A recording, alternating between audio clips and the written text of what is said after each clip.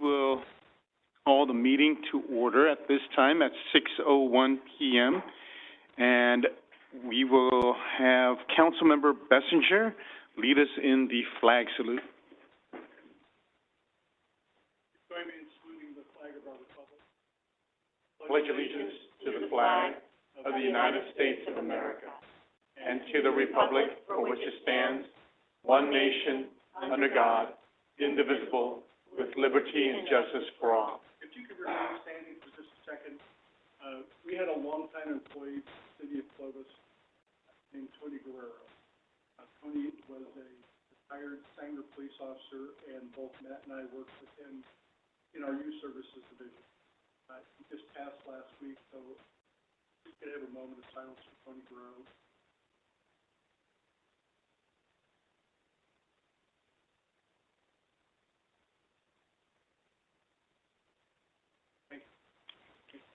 You may be seated.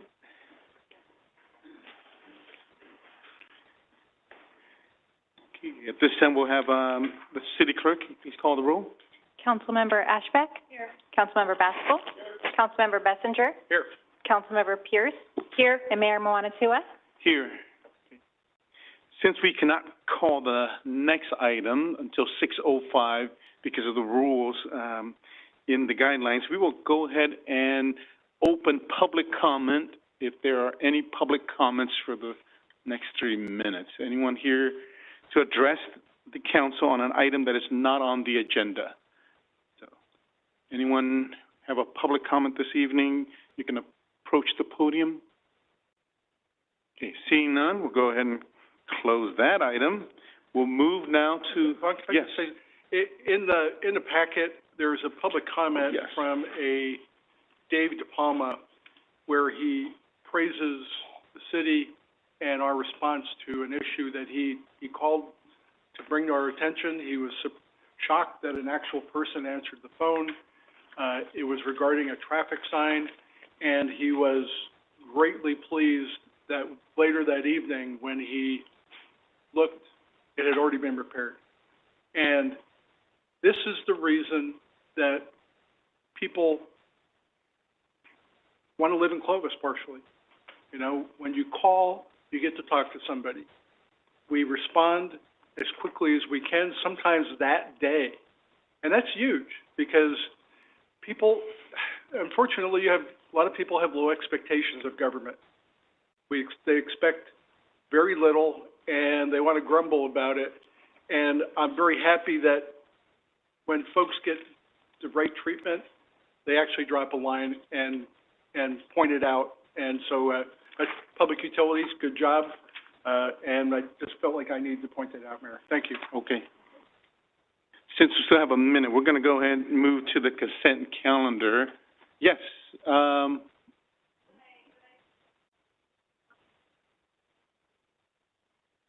already closed the public portion. Is it going to be on item later, Patty? Okay, why don't we go ahead and take your public comment, so that way we won't move forward to any of the items, and then. So,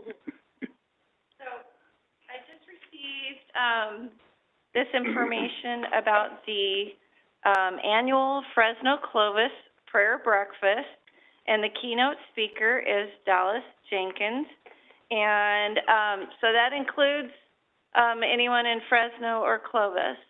And many of our, city council and elected officials attend this annually. And so I just wanted to relay that information. And thank you for your time. Okay. It's Patty Cassio in Clovis. And the ticket information is Fresno Clovis Prayer Breakfast .org, and you can, the community can order their tickets there. Thank you. Okay, thank you. With that, we're going to close the public hearing portion, and it is 6:05. So we'll begin tonight's meeting with the first public hearing, and it is agendized for 6:05. This is a receive and file information from the third public hearing in the city's transition to district-based elections. This hearing was noticed to be heard at 6:05 this evening, and we are now ready to proceed. The staff presenting on this item is our city clerk, Brianna Parra. Go ahead, Brianna. Thank you. Good evening, Mayor and Council members. Tonight, we will review the draft district maps prepared by our city's demographer and members of the public as part of the city's transition from an at-large to a district-based election. While no formal action will be taken tonight, we are asking the City Council to provide input on these maps and guidance on whether the city should continue exploring the options of transitioning to a 4-member council with an at-large elected mayor, or retain the 5-member council structure with 5 districts. On August 26th, the city received a demand letter alleging racially polarized voting in violation of the California Voting Rights Act. Although the city found no evidence to support these claims, the council adopted Resolution 24-110 on October 7th to transition to district-based elections. As part of this process, the city is required to hold at least 5 public hearings to provide opportunities for public input and council decision. Tonight's meeting is a 3rd hearing and is the first where we will review and consider draft district maps. The first 2 hearings were held on November 16th and December 16th of last year. On January 9th, the city hosted a community map drawing workshop. During this workshop, residents were welcomed and educated on the mapping process and encouraged to submit draft maps. Tonight's hearing will focus on reviewing these draft maps, which will include submissions again from the city demographer and members of the public. Before handing off this presentation to Jeff from NDC, I'd like to invite Chad, who's at the staff table, to provide a brief update on our community outreach and the efforts we've made so far. Good evening, Mayor, members of the council.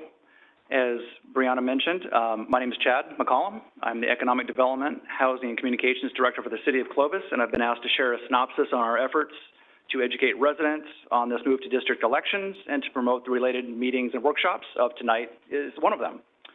You'll see on the screen just some of the social media graphics and flyers we created as part of this effort. My communications team has been very busy with posts to city website, social media sites, printing and distributing flyers to city facilities, writing news releases, setting up media interviews, and utilizing the existing screens in the Clovis transit vehicles to promote these events as well. These measures have resulted in a substantial number of news stories, reports in the local media, tens of thousands of social media impressions. So it's safe to say that our message has gotten out, as you can see tonight. One result of the efforts was a fairly good turnout at our January 9th community workshop meeting that Brianna mentioned. It was held at the Clovis Transit Center. There were at least 20 attendees there. Some of them are in attendance today. And one of those attending was also a member of our youth commission who was getting educated, which was great to see her there with her father. I want to acknowledge the extremely hard work of my very talented team, in particular Taylor Danielson, who, in addition to all the above I mentioned, she also has built and is maintaining this website where all of the documents related to this effort are being housed. The link is on your screen and also a QR code that anyone can check out, or if you're on our city website, cityofclovis.com, there's a banner across the top with a link that'll take you right here, and it has all the information you will ever want to know about this effort. This concludes my portion of the report, and I'm available for any questions. Thanks, Chad. At this time, I will turn it over to Jeff from NDC to walk us through the draft maps. Jeff will highlight the individual district boundaries, population distribution, and how each map meets legal criteria. Well, hello again, everyone. Here we are for the unveiling of some draft maps designed from National Demographics Corporation and members of the community. We're going to go through, again, for those that have not been here before, the process, as the city clerk had mentioned as well. This is the 3rd of 5 public hearings with respect to transitioning from an at-large election system to a by-district election system. We are here on the 21st of January. The next time we will have a hearing on draft maps will actually be February 11th instead of February 10th. That's listed on there. There is a deadline for the public to submit maps for consideration if they'd like, and that's on January 30th, to be considered for the February 11th public hearing. Come back again for the selection of a final map on March 3rd. And again, there's a public submission deadline of February 21st as well. So it's good to be here again. Before we get started, for those who may not have been to the previous public hearings, when we're looking to transition to district, we must follow some particular set of rules. And number one is the federal laws. And what we're trying to do is create districts of equal population. And the equal population is based on the 2020 census. They require that we use the last census to determine these types of district makeups. Now, we will come back again likely in 2031 because there'll be a new census, and in all likelihood, the area will continue to grow. We must follow the Federal Voting Rights Act, and we can have no racial gerrymandering. I'm going to go back to the equal population. We can have a variance of up to 10%, the courts have allowed. So it's really difficult to actually get equal population in districts, regardless of the size of the jurisdiction. We use census blocks to create these districts. So not all census blocks are the same in size and in population. So, and for those that have been drawing maps, they're getting to learn that quickly. Then we follow the California criteria. We want districts that are geographically contiguous. We want to avoid the division of neighborhoods or communities of interest. We want to have easily identifiable boundaries, which is pretty easy to do in the Central Valley with the makeup with canals and major roads, railroad tracks, et cetera. And we want our districts to be compact. Okay, we don't want to really loop around to avoid a particular neighborhood to grab some folks, et cetera. That's just ripe for dispute potentially.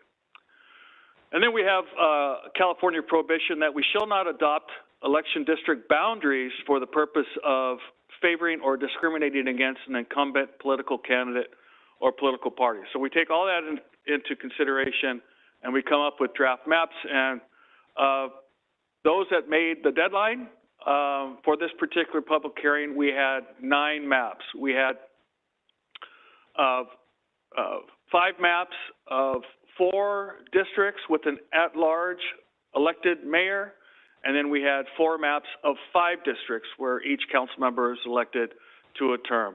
I should note as well, for those who may not have been here before, no council member will lose their seat based on the term that they were elected.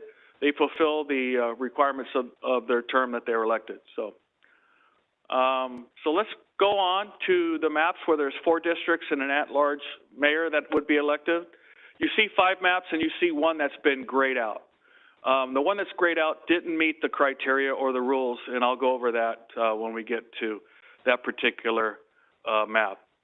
In fact, I'm not going to show you a blow-up version of it, but that particular map, map 404, we cannot take into consideration. At this point, it's not viable because it's not population balanced. It had a variance of 11.22%, and so it's above that 10% threshold, and we don't even like to get into 10% or double digits. So I'm going to go through each one. I'm going to talk about some of the aspects of each one, and we'll move through this process. This particular map 401, the goal is to create 4 compact districts of similar design. If we're looking at proposed District 1, it covers, and that's up on the northern part above Highway 41. It covers most of the northern area of above Highway 41 before District 2 takes over at Herndon and north of 41. District 2, which would be the blue area to the southwest there, that covers from Herndon in the north with eastern border at Clovis Avenue moving south to the city limits. District 3, which would be green, and I believe all the district colors are the same for all the plans that I provided for you. It starts from Highway 41 and moves south through the city down to Ashland, bordered by Clovis Avenue to the west and Temperance to the east.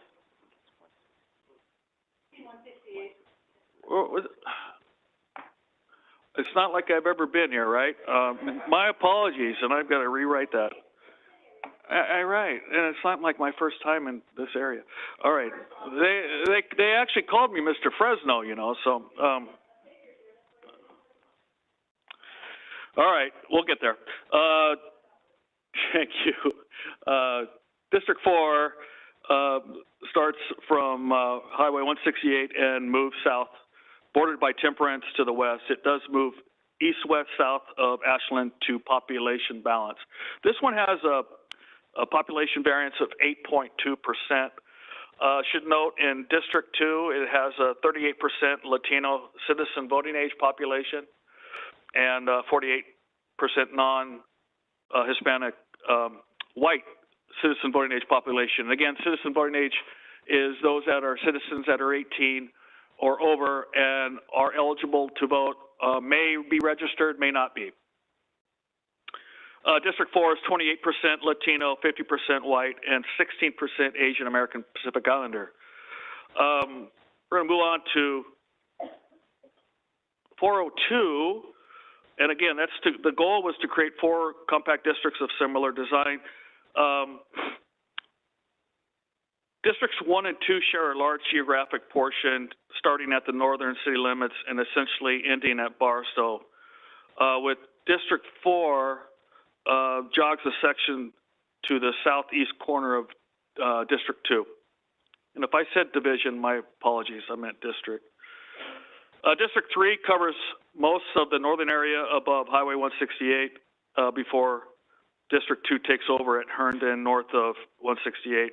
District 3 and 4 border at Armstrong. District 4 covers the southeastern quadrant. There is a census block, and it's, for those of you that can see it, there's a census block that moves into District 3. It's purple. Thank you, Andy. It's right there. That's not trying to work around a candidate or somebody who might be on council now. That's just the way the census block is designed. So that particular, I'm trying to remember the name of that road over there, but it goes from 4 into 3. It's right here, Rowell Avenue. District 3 is 37% Latino citizen voting age population with 48% non-Hispanic white, and then District 4 has 27% Latino CVAP citizen voting age population, 50% non-Hispanic white, and 17% Asian American Pacific Islander. The variance there is 8.83%. We shift over to 403. Again, these are 4 districts with an at-large elected mayor. We tried to follow the school district trustee area boundaries, but as you know, that the school district boundaries are a little bit larger than the city boundaries, and that the trustee area map was adopted before the Fair Maps Act applied to school districts. So they finished that process before the law went into effect, the new law, that is. Key features here, it's compact, follows major roads, minimizes neighborhood and community splits, but some odd neighborhood divisions required for population balancing. District 1 is Trustee Area 3 and the north part of Trustee Area 5 and the piece of Trustee Area 4 that is non-contiguous with the rest of Trustee Area 4 in the city. District 2 is Trustee Area 6 and the central part of Trustee Area 5. Again, comparing to this particular plan to the current school district trustee areas. District 3 is Trustee Area 4 and the northern part of the Trustee Area 5 eastern arm, if you will. District 4 is Trustee Area 7, the southern part of the Trustee Area 5 eastern arm, and the east city portion of Trustee Area 4, which is non-contiguous with the rest of the Trustee Area 4 in the city. This one has a tighter population balance of 3.73. It's noted that in District 2, it has 39% Latino citizen voting age population with 46% non-Hispanic white. District 4 has 27% Latino and 51% non-Hispanic white and 16% Asian American. I spoke of map 404 not being viable because it was not population balanced. But we have map 405. It is similar to Plan 402. Districts 1 and 2 share a large geographic portion starting at the northern city limits and essentially ending at Bullard and or Barstow. District 3 and 4 are below Bullard and or Barstow, with Fowler splitting the two districts, okay? This has a tight variance of 2.50 when you're looking at population balancing. District 3 has 27% Latino CBAP, 50% non-Hispanic white, and 17% Asian American Pacific Islander. District 4 is 38% Latino CBAP and 48% non-Hispanic white. So that concludes the 4 districts with the at-large mayor. Then we shift into the electing council members from 5 districts. We have 3 viable maps. Map 504 is not a viable map for your consideration at this point. It is not population balanced. It has a deviation of 22.15%. It's not compact and it's not contiguous. But we'll look at draft plan 501. Again, this is for 5 council members elected from 5 districts, whether it be 2026 or 2028. The goal here was to create 5 compact districts of similar design. Again, the same colors. I think we're introduced to a new color. District 5 is kind of a tan shade. District 1 encompasses the northwest portion of the city with Highway 168 at its southern border. District 2 encompasses the northeast portion of the city, crossing Highway 168 and covering a large section beneath Highway 168 with southern borders of Sierra and Bullard Avenues. District 3, the green area, is below Highway 168 at Sierra, then drops to Bullard at Sunnyside, with an eastern border at Temperance and southern border at Shaw. This encompasses Old Town. District 4, the purple area, covers the southeastern section with Bullard and Temperance as its borders. District 5, again, the tan, is south of Shaw and borders District 4 at Temperance, covering the southwest portion of the city. It has a variance or deviation of 7.11%. Of note, with respect to the citizen voting age population distribution, District 3, the green area is 30% Latino citizen voting age population with 61% non-Hispanic white. District 4 is 28% Latino, 49% white, and 18% Asian American Pacific Islander. District 5, the tan area, is 38% Latino and 45% white. We're going to shift to 502. We got districts 1 and 2 kind of flip-flopped with respect to their colors, but they're the same color. They're just flip-flopped over. This one, the goal was to compact north-south districts that follow major roads and minimize community and neighborhood divisions. So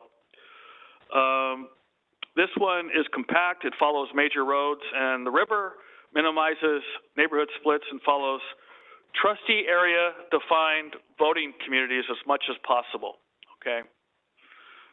So the northeast of District 1 is bordered by Sunnyside, Toll House, Fowler, and Bullard.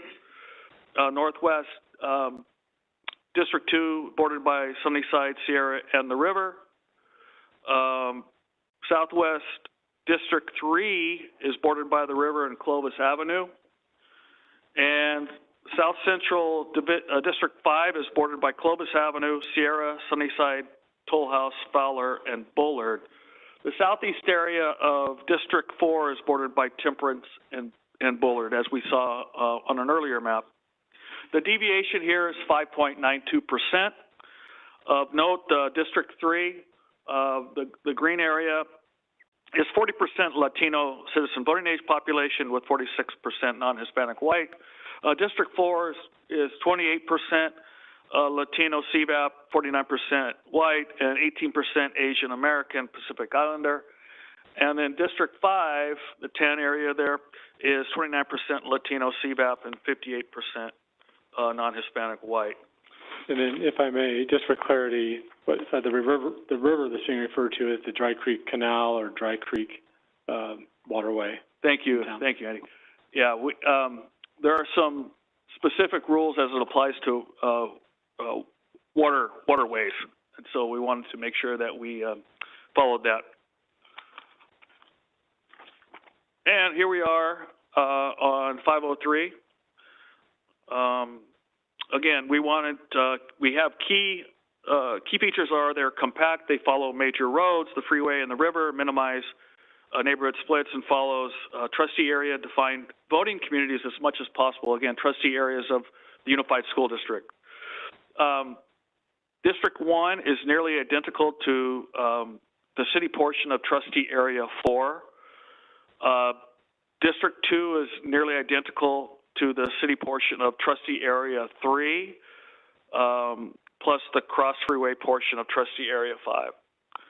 Southwest District 3, the green area, is similar to the city portion of trustee area 6, plus the southwest city corner that is not in the school district. District 4, the purple area, follows city portion of trustee area 7, plus some other pieces for population balancing, okay? And in the central, the 10 area, District 5 is very similar to trustee area 5, but does not cross freeway and does not extend quite as far east due to the population limit. It has a population variance of 5.41%. In District 3, the green area, we have a 40% Latino citizen voting age population with 45% non-Hispanic white. And then District 4, the purple area, is 27% Latino citizen voting age population, 51% non-Hispanic white, and 17% Asian American citizen voting age population. I'm sorry, what did you say the variation was on that? It's 5.42, 5.41. And Councilmember, thanks for bringing that up, because behind every map, there is a table of all the data that shows the breakdown of each district on the proposed plans. And so that's where we'll get those particular figures, the 5.41% for map 503.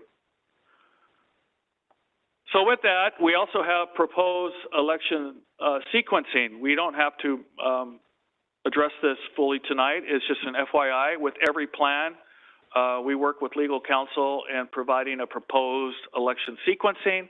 If you were to approve something tonight, which you're not going to, but that would also need to be taken into consideration with respect to a plan that you will eventually approve in March, and selecting the election sequencing as to which districts would be up for election in 2026 and which districts would be up for election in 2028. So you have some plans there, a total of 7 to look at for the next hearing. Typically, at this point, we would ask you to provide feedback as what did you like or dislike about any plan or plans. Did you find some that you were more favorable? In other words, were there some that you wanted to eliminate? But you don't have to do any of that tonight. We're still kind of early in this process. It's, first time folks have seen draft plans. You'll have draft plans coming back. These will come back again, minus the ones that were grayed out. These will come back again at the next 2 public hearings, unless council gives me the direction to eliminate some. Now, I said minus the 2 that were grayed out. If council wants me to bring those back again, I can and I will. But those are your choices. That concludes my presentation, and look forward to any particular questions you might have or direction. And thanks, and it was great seeing you. And my apologies again for bringing Highway 41 right in the middle of town. And a river. Are there any questions for Dr. Tilton or to Chad, our attorney, or to Brianna from the council? I just had one with regards to the sequencing on the 4+1. When would, it doesn't show when the mayor would be elected, so is it every 2 years, or is it 4 years? Does it show here? So that would be up to you to decide if it was gonna be a 2-year term or a 4-year term, and then, and at what point would you start that process? Okay, so that's something we would have to decide to put in. Mm-hmm. Okay. Any other questions? Okay, we'd love to hear from the public, so we're gonna go ahead and open the public portion. If you can make your way to the podium, you can weigh in on the maps or give us some input. Love to hear Yes, from I'm you. Brian Wilson, 469 Bergen. I got a couple questions. I'm not sure if I just missed it in some of the literature. Is it going to be a live in the district? Okay, so you'll have to live in the district, whoever's up for it. And then, if it's the at-large mayor, will it be considered a strong mayor or just a council member with voting rights, at the, strong mayor? Okay, thank you. It would still be just a council mayor like what we have. It won't be a strong mayor, Mr. Wilson. Yeah. Yeah. It'll just be, the mayor will be the one person elected at large. Okay. Hold on, okay, there, go ahead, John. Sorry. My name's Joshua Engel. I'm over in the very southwest of Clovis, right on the border. It's of my personal opinion that the districting plans, whether it's a 4 or 5, does need to go into effect. At least for myself and some of my neighbors, the city of Clovis is great on a variety of aspects of helping out the community and making sure things are done quickly, as we heard from, council member, Bassinger, right? But there's still at times, where we feel like, we get ignored at times, or, things are occurring, and having the council member districting system, because it is a smaller community of people you're actually needing to get votes for and all that, they're going to be more listened to, and we're actually going to be able to get an even better voice in the city of Clovis government, so that the government is able to manage things quite well. That would be something that we really would like. So I'm hoping that the discussions of districting does fully go through in this regard. And at least personally, I think a 5 districting is even better because of that aspect. But if we do a 4 districting, I do think a 4-year mayor makes more sense than a 2-year, personally, in that situation, given, so, thank you. Thank you, Joshua. Anyone else here to speak on? Mr. Rollins. Good evening. Really thought about this, and since you're not going to have a strong mayor if you go with 4, it makes much more sense to me to have 5. You get better representation. You also do something that's very important. It means that every council member at some point is going to be a mayor, which means they have to pay attention to not just their district, but the entire community. So I very much am in favor of the 5 districts and a rotating mayor position. The one thing I had a question on is this does not take into account where we expect future growth. So this map, because Clovis is growing quickly, will be outdated probably before the next census. Is that correct? Mr. Tilton, is that? It does not take into account the current growth or projected potential growth. projected. We have the annexations that have occurred, the latest annexations. In fact, some of our map authors helped us discover that we left out some of the annexations on one of the tools. Okay. So, yeah. So it includes all the annexed properties, but you're right. It will not, any new annexations, no. And Mayor, if I may, it's my understanding that redistricting would occur once the next census is complete. Yeah. To rebalance. Does that answer? That answers my answer your question. Okay. Thank you for your time. Anyone else?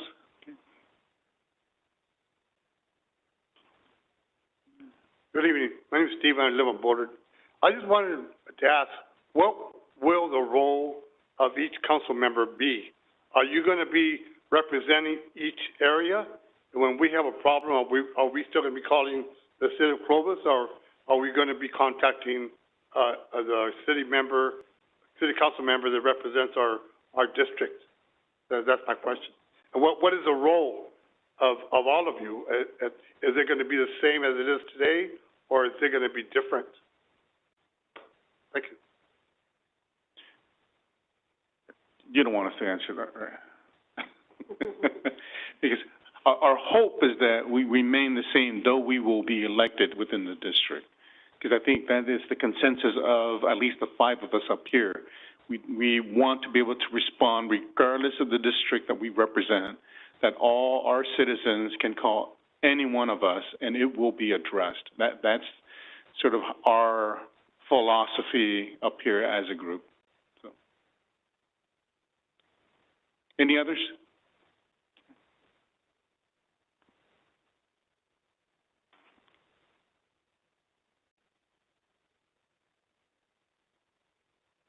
Good evening. My name is Molly Anala, and I'm a longtime resident of the city of Clovis, and I adore this city, and I appreciate you all so much. I think this city is a stellar example of how you manage a city. And I personally like things the way they are with the at-large system because, as somebody said at the last meeting, we have all of you to reach to come to a conclusion or help find a solution for whatever area we live in Clovis, where with the districts, you are more or less going to have one person that you're more than likely going to go to. So I prefer having many people to be able to reach out to get my problem solved as opposed to one. Now, I realize this process has already started, so we're kind of, in a pickle. But I agree with Eric. I think the 5 district, if we had to go with an at-large mayor, would probably be preferred as opposed to the 4. But anyway, that's my 2 cents. But like I said, I think this city is spectacular, and I just really appreciate all your guys' service to not only the people that are here, but to all the residents in the city of Clovis. So thank you. Thank you, Molly. Anyone else?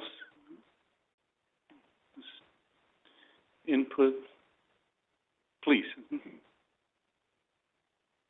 My name is Susan Patterson, and I'm a 32-year resident of Clovis, and ditto to what Molly said about your service to our community. That's why it is so good. I am in favor of the 5 districts and a rotating mayor. What concerns me about what we heard in the presentation is, unless it went over my head, was the socioeconomic mixture of each district. I was hoping that they would be more homogeneous, that we wouldn't have big variances so that the communities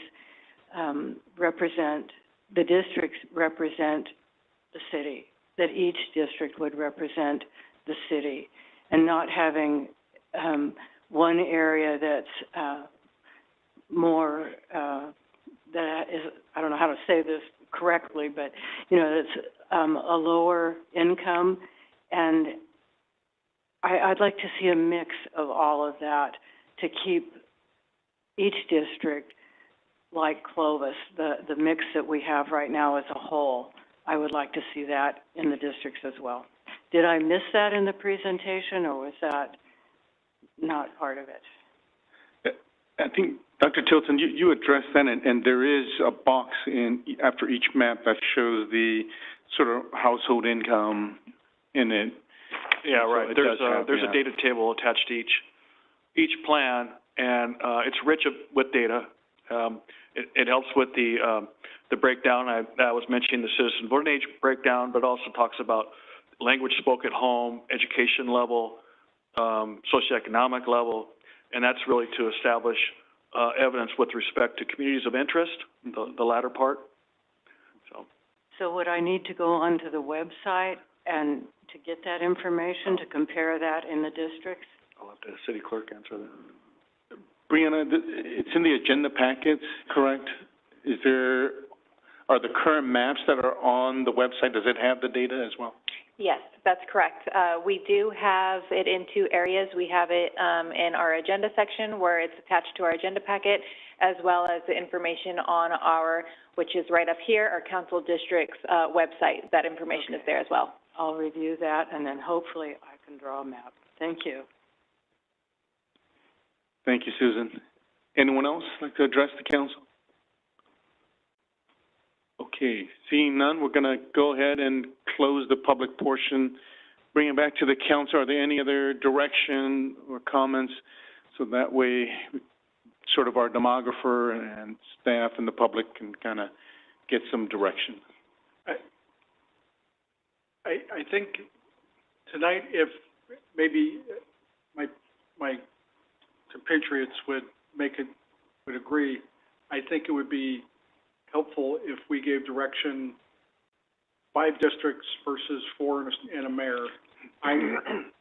My thought is the 5 districts, from the mayor's standpoint, having 5 council members, and we've had that for years. There was a long time when we had a very consistent council. Every single council member had been the mayor. You understand the role of the council of governments. You see the bigger issues, and I think you get the experience of running things, which is important, and running the meetings, and then going back to the end of the line and being one of the 4 others. The advantage with the 5 districts is it makes them even more compact. Looking at the 5 maps, the 5-person maps, I like the fact that 503, and I think all of them have the central district of Clovis, the Old Town area, would be its own district. And I think that's important because you have a mix of older homes, newer homes, businesses, apartments, and looking at one of the other districts, you have a mix of bigger homes and folks in apartments. So being able to hit all of the levels of homes, all the levels of income, this way, as a council member, you can address, because we're only, and this is probably not the right analogy, but we're only as fast as the slowest gazelle. And if we're making sure that our struggling neighborhoods are brought up, we're going to be much better off as a community.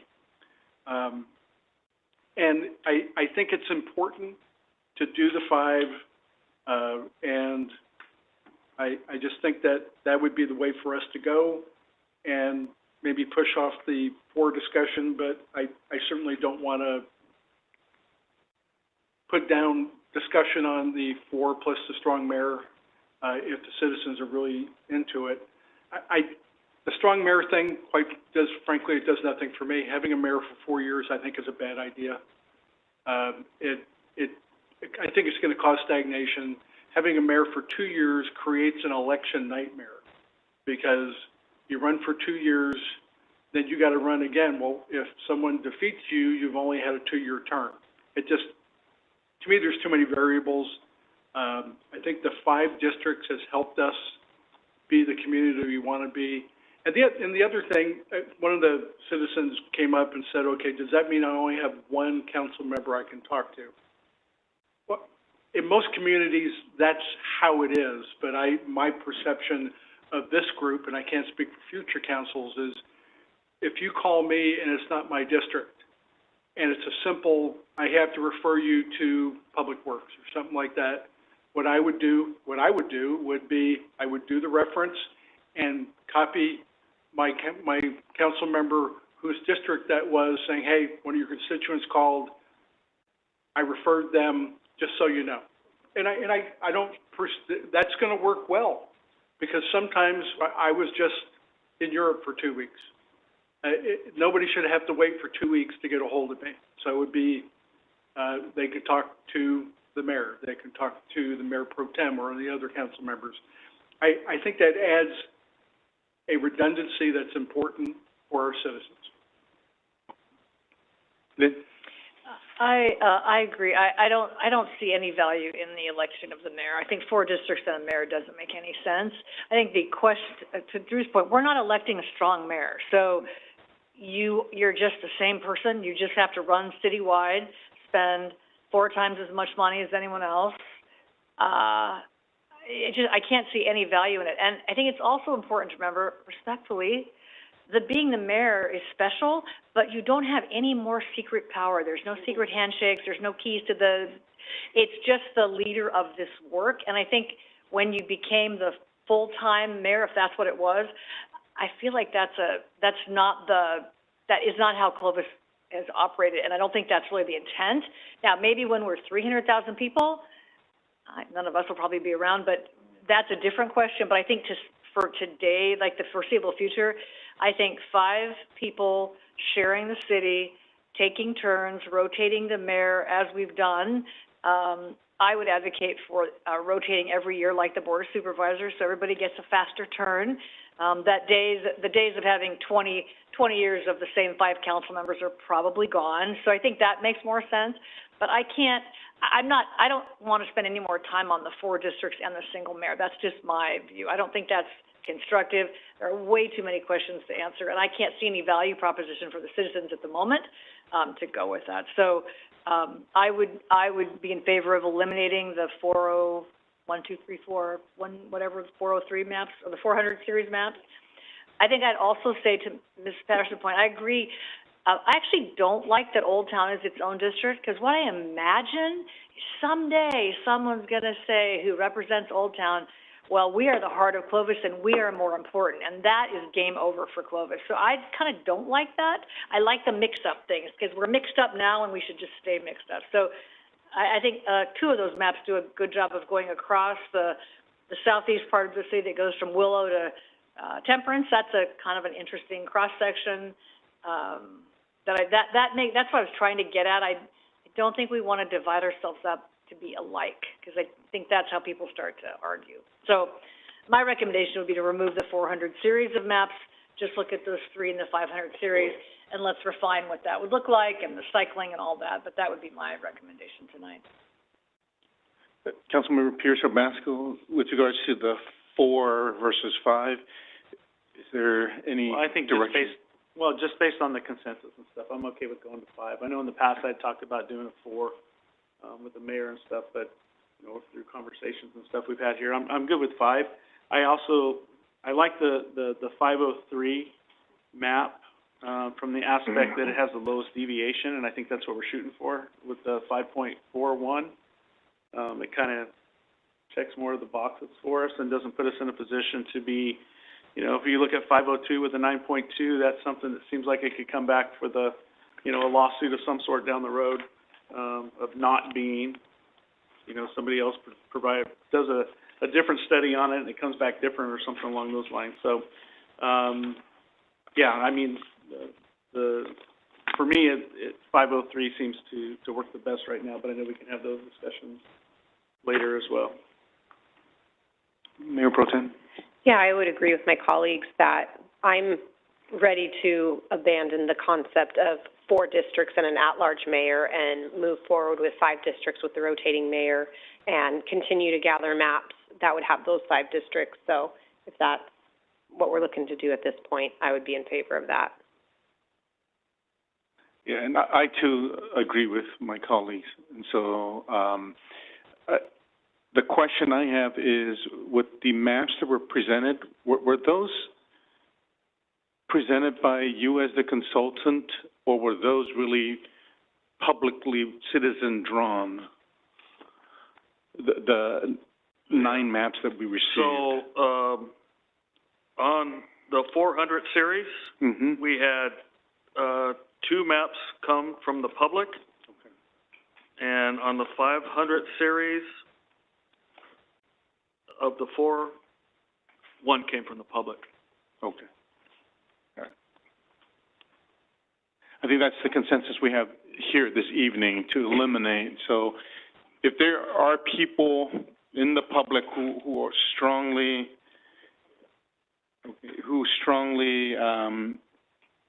want a 4+1, please get those comments in so that way we hear it. Because even with the public comments that we have this evening, and at least from all of us currently at this time, we are going to eliminate the 4+1. And we're going to have our consultant and the public please submit the 5 district maps. So please go on it, submit your maps. Look at the current maps that we have as well. Submit comments. If you strongly favor one, please, we would love to hear from the community. And I would say to Chad, how we push this out to where people actually know these are the 3 options right now. And if you want more or weigh on the 3, how we get them engaged with that instead of just the drawing, but potentially looking specifically at it. So that way a resident can go, oh, I'm falling in District 1, or oh, I'm in District 4. I think when they personalize it, they also will be more engaged, meaning, hey, I'm part of Old Town, or I'm all, this one area. I think that would help. So anything you can do there as well. Any other comments? Because it's receiving the file. One of the things that I didn't address was the cost of running for office. I think the last time I ran, I spent $60,000 to run throughout the entire city. If we go to 5 districts, it makes it so that someone could run a social media-based campaign on a shoestring budget and be a viable candidate, because you're reducing the size of the districts and the size of because it's called the diminished universe. When you do mailers, you're going to select people, you go to the registered voters, and you're going to have, when the ballots come out, you want your first mailer in their mailbox a day before. Because some people get the ballot, they vote, they mail it in, done. And to do that, you have to have a consultant, you have to jump through a lot of hoops, and it's not cheap. And where do we get the money? Unless we're going to spend it ourselves, that comes from us getting development money from consultants, going to community groups, our public safety unions, other community groups, and asking for money. That obviously causes a lot of concern with folks because, well, if you took $3,000 from them, are you going to give them your vote?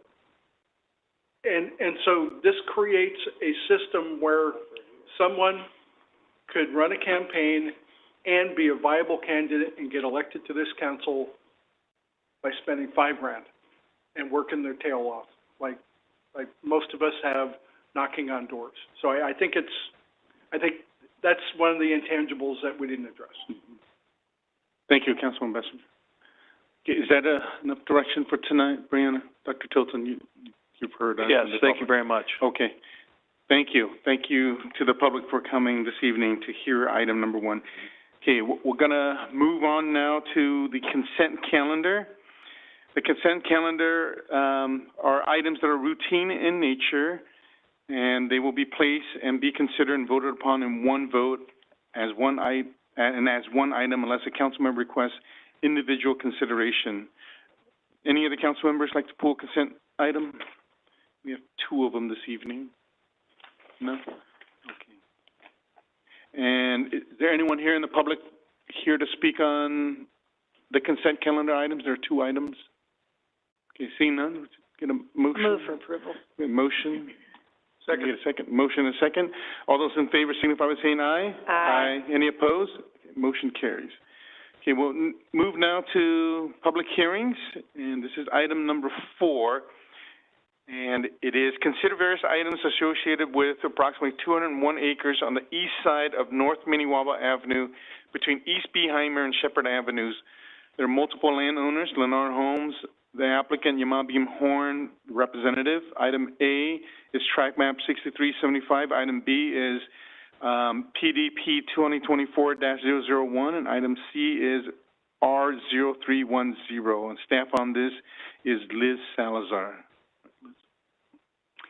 Good evening, council members and mayor. Thank you for the introduction to the project. The project is track map 6375, which is located on the east side of Minnewawa between Shepherd and Perrin Avenues, as outlined here in orange. This project is part of the larger proposed annexation area outlined here in red, which is approximately 201 acres. To briefly note, track map 6467 was recently considered and approved by the council back in December for a subdivision by Bonadelli. Both of these track maps are needed in order to accommodate this annexation proposal per LAFCO's development requirement of a minimum of 25% of approved projects. Additionally, informationally, we have track map 6482, which was also considered and approved by City Council for annexation and a single-family subdivision outlined there in purple. This project and its components were recently presented at the December 16th City Council hearing. The purpose of tonight's presentation is to provide council with an update on modifications to the map following council's discussion and direction at that December 16th hearing. The project is the same from the this December hearing, with the exception of minor modifications to the track map, which I will be discussing later in the presentation. As a brief summary of the project, we have the remaining entitlements for consideration tonight, which include the track map, proposed 385 lot non-gated planned residential development. It is proposed at 7 dwelling units per acre, which conforms with the designated medium density residential plan land use designation of the general plan. The applicant is requesting a plan development permit for deviations in development standards while proposing a superior planned residential development. As part of the PDP, the applicant is required to provide a program of proportionate amenities. In this case, the applicant is proposing an on-site park amenity and a monetary contribution of approximately $95,000 towards a portion of development of the Sunnyside Trail and the Heritage Grove area. The project also includes that proposed annexation of approximately 201 acres with 100% property owner consent. Following staff's presentation and council's discussion at that December 16th hearing, the council did approve the project's environmental assessment and the pre-zoning for the properties within the annexation area. However, the council did have some concerns for the project's proposed solid waste servicing, and they did vote to continue the project and directed staff to work with the applicant to go ahead and address those concerns. So here on the screen, I have the proposal that was presented at that December hearing. The product here is the section of the map that includes the more compact housing product type in the southern portion of the map. The areas that are outlined in red represent the proposed 24-foot alley, 20-foot wide alley width that would service the homes. The Public Utilities Department determined that these alley widths were too narrow for trash trucks to service the trash toters from the rear of the homes. So as a solution, the applicant proposed that these homes would haul their toters to adjacent wider streets and that the HOA would enforce no parking on trash service days in order to service those trash toters. This is where the council did have some concerns, including opposition to the residents hauling their toters up to 3 homes away, and also apprehension for the HOA enforcing no parking on that trash day, which could lead to frustration from the residents and then additional work for Public Utilities Department. Staff coordinated with the applicant, and the applicant made some modifications to the project, which include widening those narrow alley streets. They are now proposed at a minimum of 32 feet wide, which the Public Utilities Department has confirmed that is wide enough for the trash trucks to go down and service the trash toters from those homes. There will be no parking on those alleyways, and those are identified there on the map with the blue arrows. As part of the modification, to the alleyways, there are other, changes in the map. They are minor. They include reconfiguring of some of the lots. You can see some of the lots were reconfigured. However, the, lot count stays at 385. Additionally, the park space has been modified due to the widening of the streets. Here on the screen, I have the original proposed park amenities within the map. You'll see in the northern portion of the map, there was a proposed park, and then there was two in the southern portion of the map. One more thing, the total square footage of these originally proposed parks was 56,000 square feet. So as part of the change, the park has been modified. You can see here in this exhibit, the park that was in the northern portion has been combined with the two parks in the southern portion, creating one central park. This revised park space is approximately 43,800 square feet. While that is a reduction in the overall square footage, the applicant did provide additional active amenities. So I'm going to go over that in this exhibit here. Part of the proposal now includes a children's play area with shade cells. They also are proposing serpentine walking paths along that narrow portion of the park. Within those walking paths, there are two gathering spaces proposed. One of those spaces will include swing benches with a shade cover. And then it's important to note that these additional active amenities have been proposed in addition to the amenities that were originally proposed in the park, which will include a shade structure over picnic tables, barbecue areas, and then the open play area and a swing set. So that concludes the modifications to the map. Here we have a visual overview of that growing area. The map is outlined there in red. This is showing that the proposed project is compatible with the area. It is providing that mix of housing types with the more compact in the south and the larger in the north within the map, and it's meeting the density per the general plan at 7 dwelling units per acre. This project will improve the roadways and pedestrian and bicycle connections and is an overall fit to this growing area.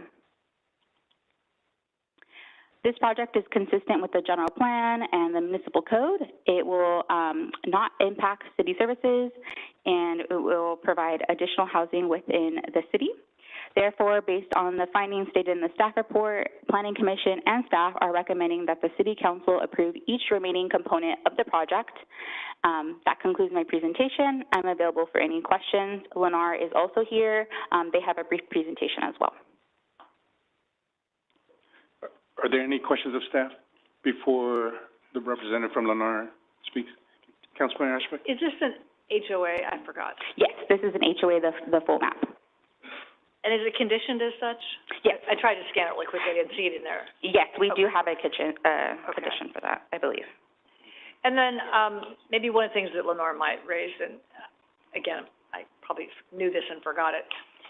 What strikes me about this development area is I feel like we've lost the vision. We've lost the larger picture of what we're trying to do. This is as close as I've seen, and that's probably on me as a council member, that we've picked up these not small neighborhoods, but I don't know that we've thought about, or I'm sure you've thought about it, but I don't know that we've talked about the specific plan, the overall plan for the area. And so in talking with Lennar, so disclose that we've had more than one conversation, but I think we've missed that opportunity to kind of create a picture for what's happening out here. And these are not small developments. It's not like we're approving a 30-lot subdivision. So I still struggle with that. I don't know if I've seen it and I just forgot it, or if, do we have a master plan, a specific plan, some larger vision for this at least piece of property, or are we just going to do it map by map? I am working with the Heritage Development Group on a specific plan for this area. It covers approximately 900 acres. And right now we're hoping to bring it before council by midsummer. That will hopefully provide council with a bigger picture view of how this area can develop. So I think what it was an aha in talking with Lennar, that it seems super high risk. We've already done a whole bunch of lots out here. If this doesn't quite match, which of course it's now going to match, I think we missed an opportunity there to create something bigger as a vision. The analogy I used was the lid to the puzzle. Otherwise, we're just doing a piece at a time, and I don't think development a piece at a time is our best strength. So I still struggle with that. I appreciate that map. I imagine came from my piece, lid to the puzzle comment, or some related comment, but this is the closest I've seen to something bigger than just the neighborhood itself. And I don't know that we've done that much in our history as a city, but I don't think it's a practice we want to do too much of, because without the lid, I'm going to just do corner by corner or map by map, and I don't think that always goes together. No, I appreciate your comment. That helps me to work with Lennar as they will be bringing additional maps before council, and we can have that broader discussion with future projects. So anyway, all right, thanks. Councilmember Messenger. I did meet with the folks from Lennar, and I appreciate the moving around of items here. And solid waste is good with where we're at with this. I guess from a one council member standpoint, when this came to us on the 16th, I was frustrated is a good word. I was frustrated that it took this body to question this. This should have been, this is a staff function. And I don't want to be harsh, but it really shouldn't come down to a council member saying, hey, we have, potentially we could have seniors pulling toters 3 houses away. That's staff's function to see that. So in the future, please be on top of that. And if we have a city department that is raising concerns, then those concerns need to be addressed. And if they can't be addressed, then that's when it goes to the city manager. I'm a little disappointed the planning commission didn't pick this up, because they are usually right on top of these things. But when I saw that, I was like, this doesn't make sense. I mean, this kind of goes back to when the development community wanted to have 3-foot setbacks, so that's where you put your toters when we have 36-inch toters. So staff needs to be on top of this. I'm going to stop being harsh. Can I say one more thing, too? Go ahead, Ken. Just one more comment. I think in talking with Lennar, I hear the concession about one larger park versus the other. We lost 15,000 square feet of park space. It's funny because I'm like, I don't know. I mean, so staff said take out those little trees that were in the area and consolidate it all in a single parcel. It's probably a matter of preference, but I think what I was trying to communicate to Lennar is I feel like we have an obligation to build livable communities, and I just don't think, I feel a little bit better, but this doesn't rise to any livable standard in my mind. Too much concrete, not enough green space, no place for kids to play, not interesting at all from a livability, healthy community standpoint. So that's where I struggle. Now, the larger image makes me feel better because there's a green belt and a big park and all of that, so I feel better about that. But just looking at this map by itself was really hard to imagine how could anyone thrive in a neighborhood. I'm not going to mention that other project I said I'd never mention again. But how could anyone thrive in a neighborhood that is simply all concrete? That's what we've done here. It's hot, doesn't help air quality. So that's where I just get worried about that, is we gave away 15,000 square feet of green space. And so that's where I think our trade-offs are a little bit out of balance. So that I just worry about that. And this is a significant footprint of houses. So thank you. Any other questions or comments? Go ahead, George. No, I appreciate the council's comments, and I will do a better job in vetting projects before they come before the council, and hopefully they will be better presented for you. Well, I appreciate the applicant. Before you share your presentation, I believe the amenities were very beneficial with regards to having shade structures, more for what the families, because even if it was 56, if there aren't these things, no one's going to that park. But because now there's swings and it's shaded and there's shade structures, and so in other words, it makes it appealing. It's an attractive, in law it's an attractive nuisance, right? But here, now it's an attractive park in which the families around can go to. And I appreciate the fact that it was moved up so that way that parking doesn't go into that small neighborhood. With regards to the overall, I remember on the Planning Commission when we approved the Heritage Grove and also when we approved the master plan, this area, that park and how that canal was going up and Clovis Avenue, it is actually going as what we planned. The zones are coming in like what we planned it for. We wanted a mixture of small homes, which the applicants have been coming in, trying to adapt and put smaller units in. And I think it's the details that we're going to work out. For example, what Councilmember Bessinger brought up. That's what we're trying to figure out. But overall, the plan is going as what we as the council, the previous council approved when I was still on the Planning Commission, approved with the master plan. And it's going beautifully with regards to the park from that trailhead at Sunnyside Armstrong, Sunnyside and Shepherd, and going up. And it's beautiful. There's that bridge there now already. And so it's connecting everything and these little pocket parks that makes it where you can stay there or you can go to the big, long, linear park, and it's going to keep building up. And so I see it as that was the vision that was given to us by the staff and approved by this council way back when, and I think we're just planning it out. So I appreciate your work on it. Yeah. I think the photo does remind us and help us.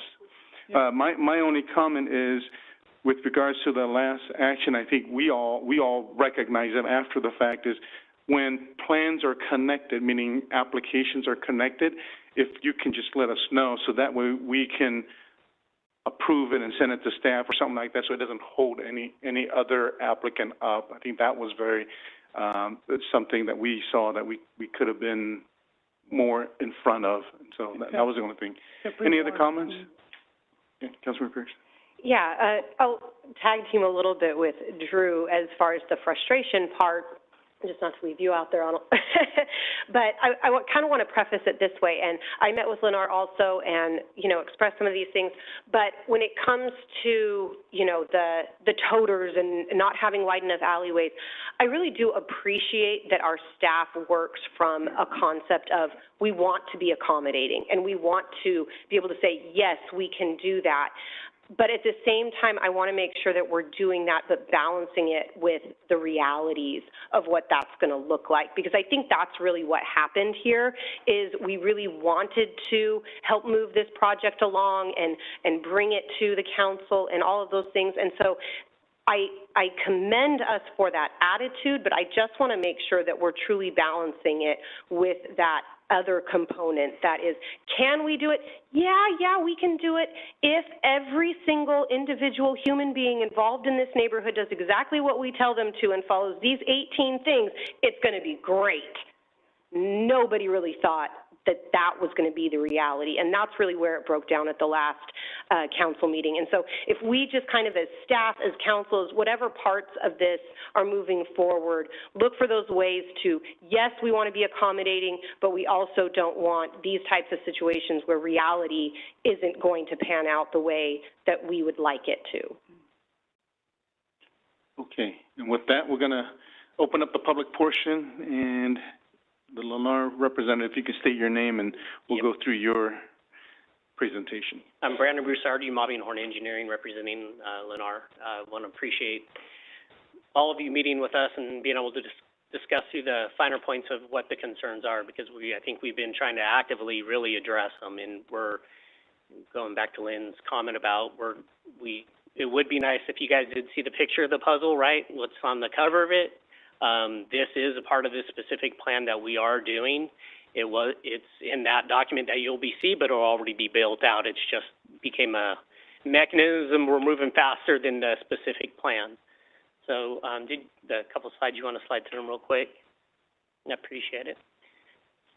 Actually, she did my job for me. I mean, she pointed out all the problems that were really well and how we addressed them. So, just showing that, you know, we had Terry do a pretty good mock-up, Terry Broussard do a mock-up of what we're gonna do with more of a centralized, park, so it is more usable and functional.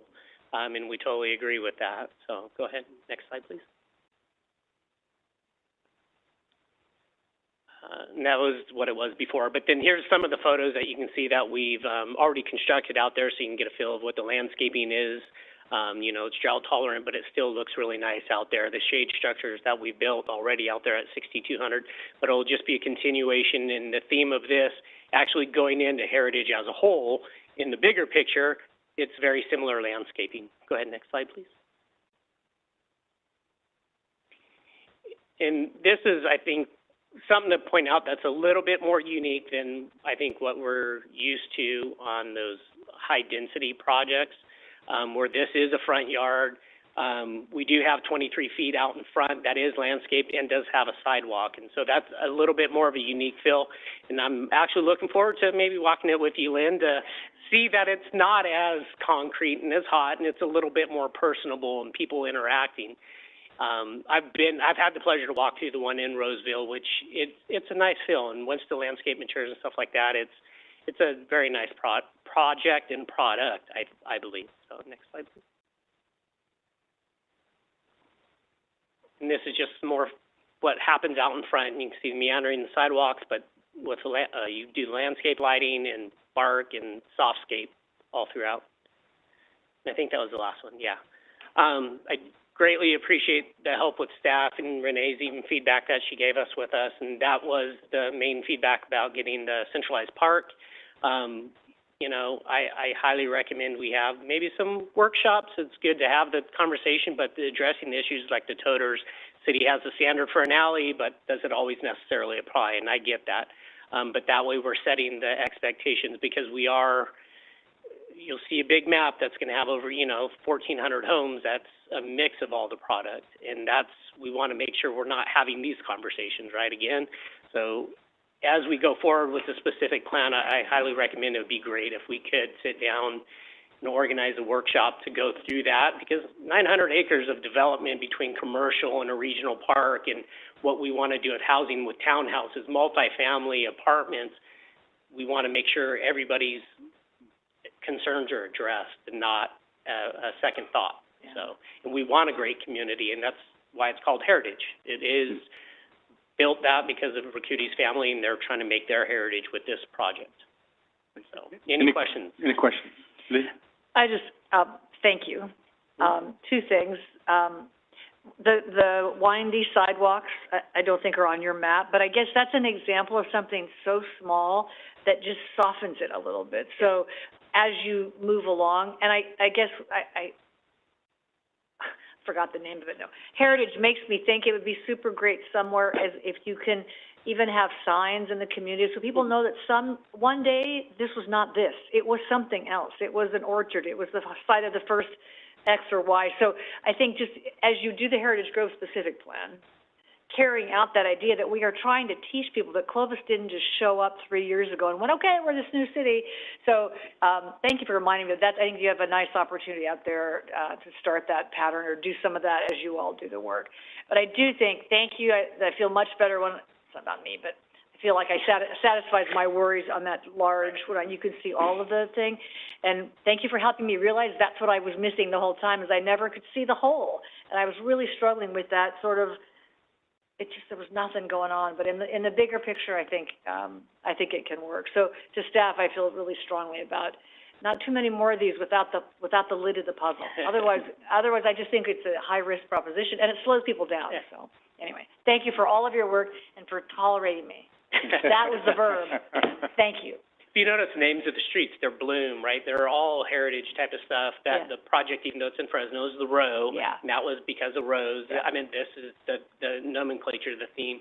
They have branding for the signage for this whole area, and that's, as you'll see in the specific plan, that's But again, we used to see that in advance. Like Harlan Ranch had a whole book, and signs and streetscape and entry features, and I know that stuff exists in some fashion. It just hasn't been in this conversation.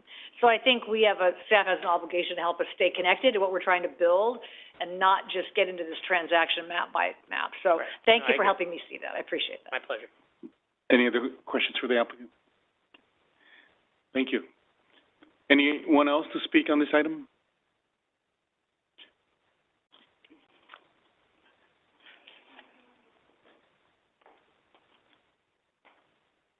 My name is Stephen Trevino. I live on Boulder. I want to invite some of you to visit my Facebook page. And on that page, you'll see pictures of my mother and my father and my relatives. They were farm workers, and they used to live in an Altamira ranch. I believe it's on Knees in Minnewawa. And to see this right here, and people complaining about their garbage totes, that just, come on. And then you're going to put alleys, and they're complaining that they're not wide enough. If you go over here where I live, we have alleys.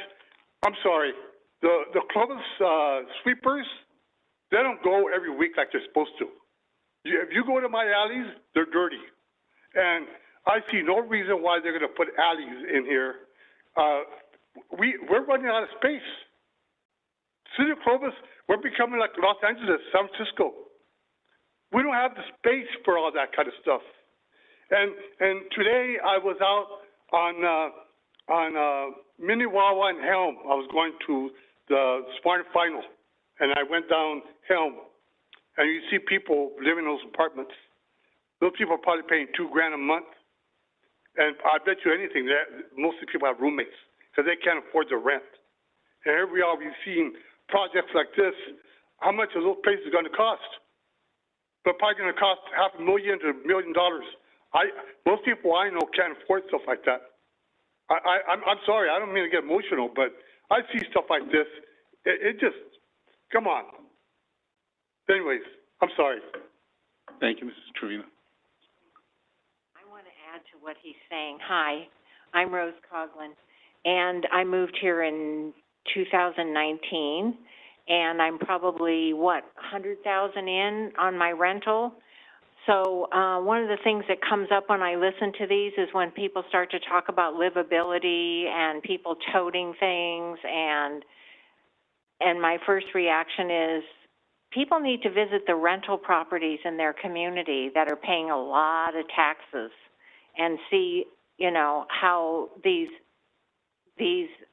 complexes that we actually had to clear the fire lanes because of all the trucks. We had to clear the garages because of all the flammable liquids. We had to, get people to pick up their dog waste, get their dogs on.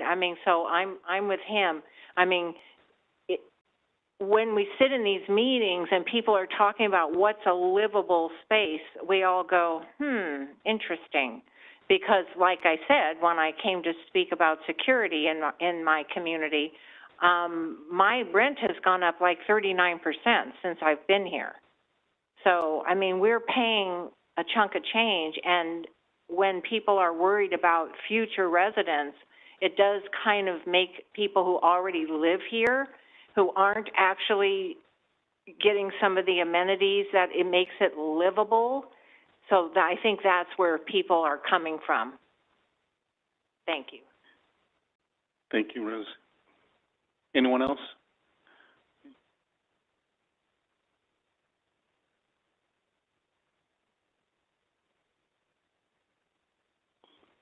I'll be the complainer.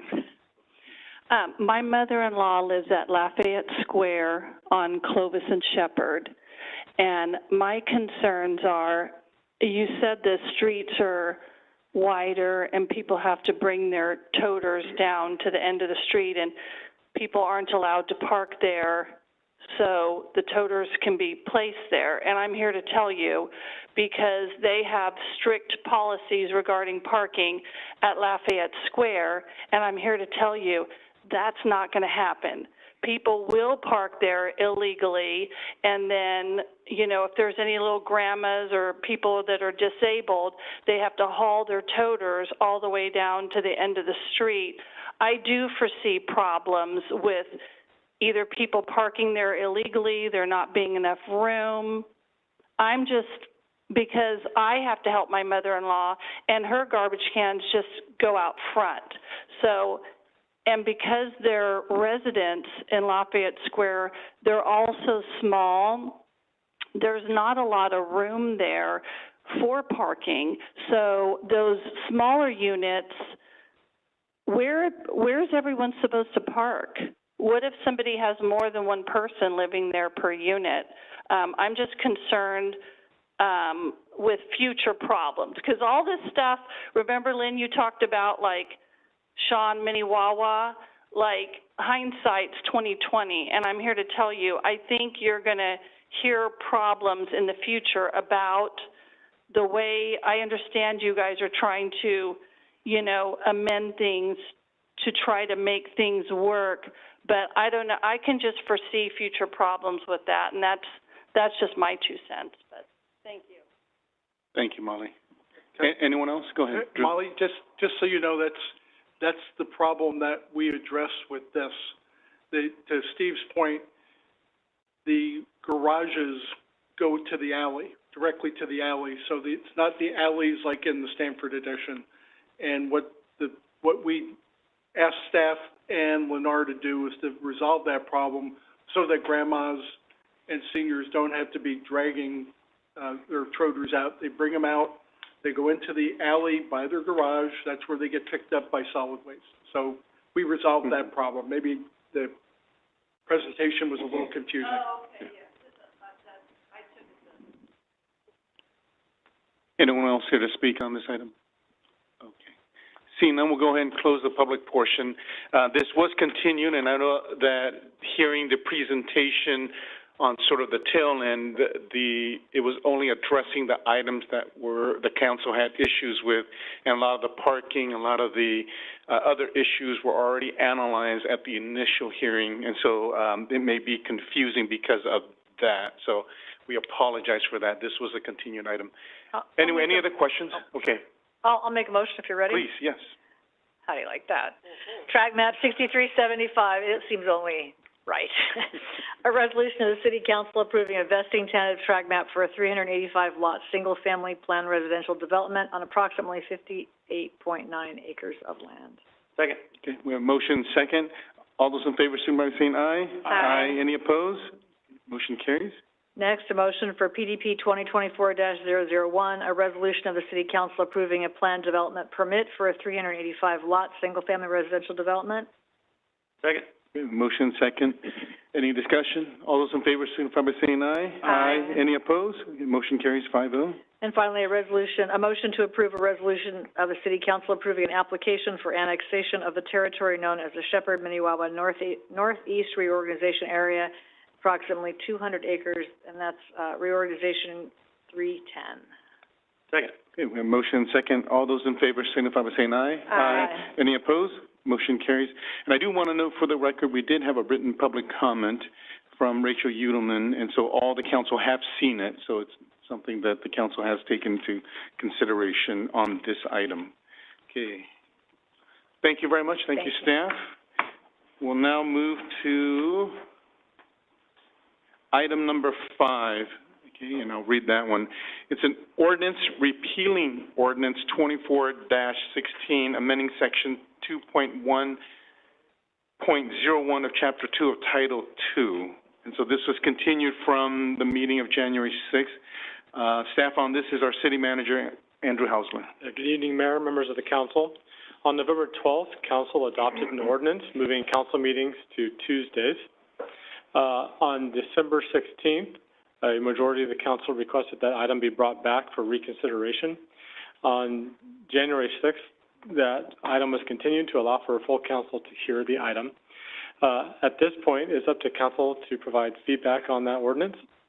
And just to be aware, it would likely take us until the beginning of March to fully implement if there is a change tonight due to an ordinance and 30 days of waiting.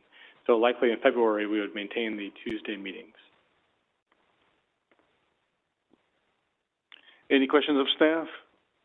Okay. we'll go ahead and open the public portion real quick, and then what the council can discuss afterwards.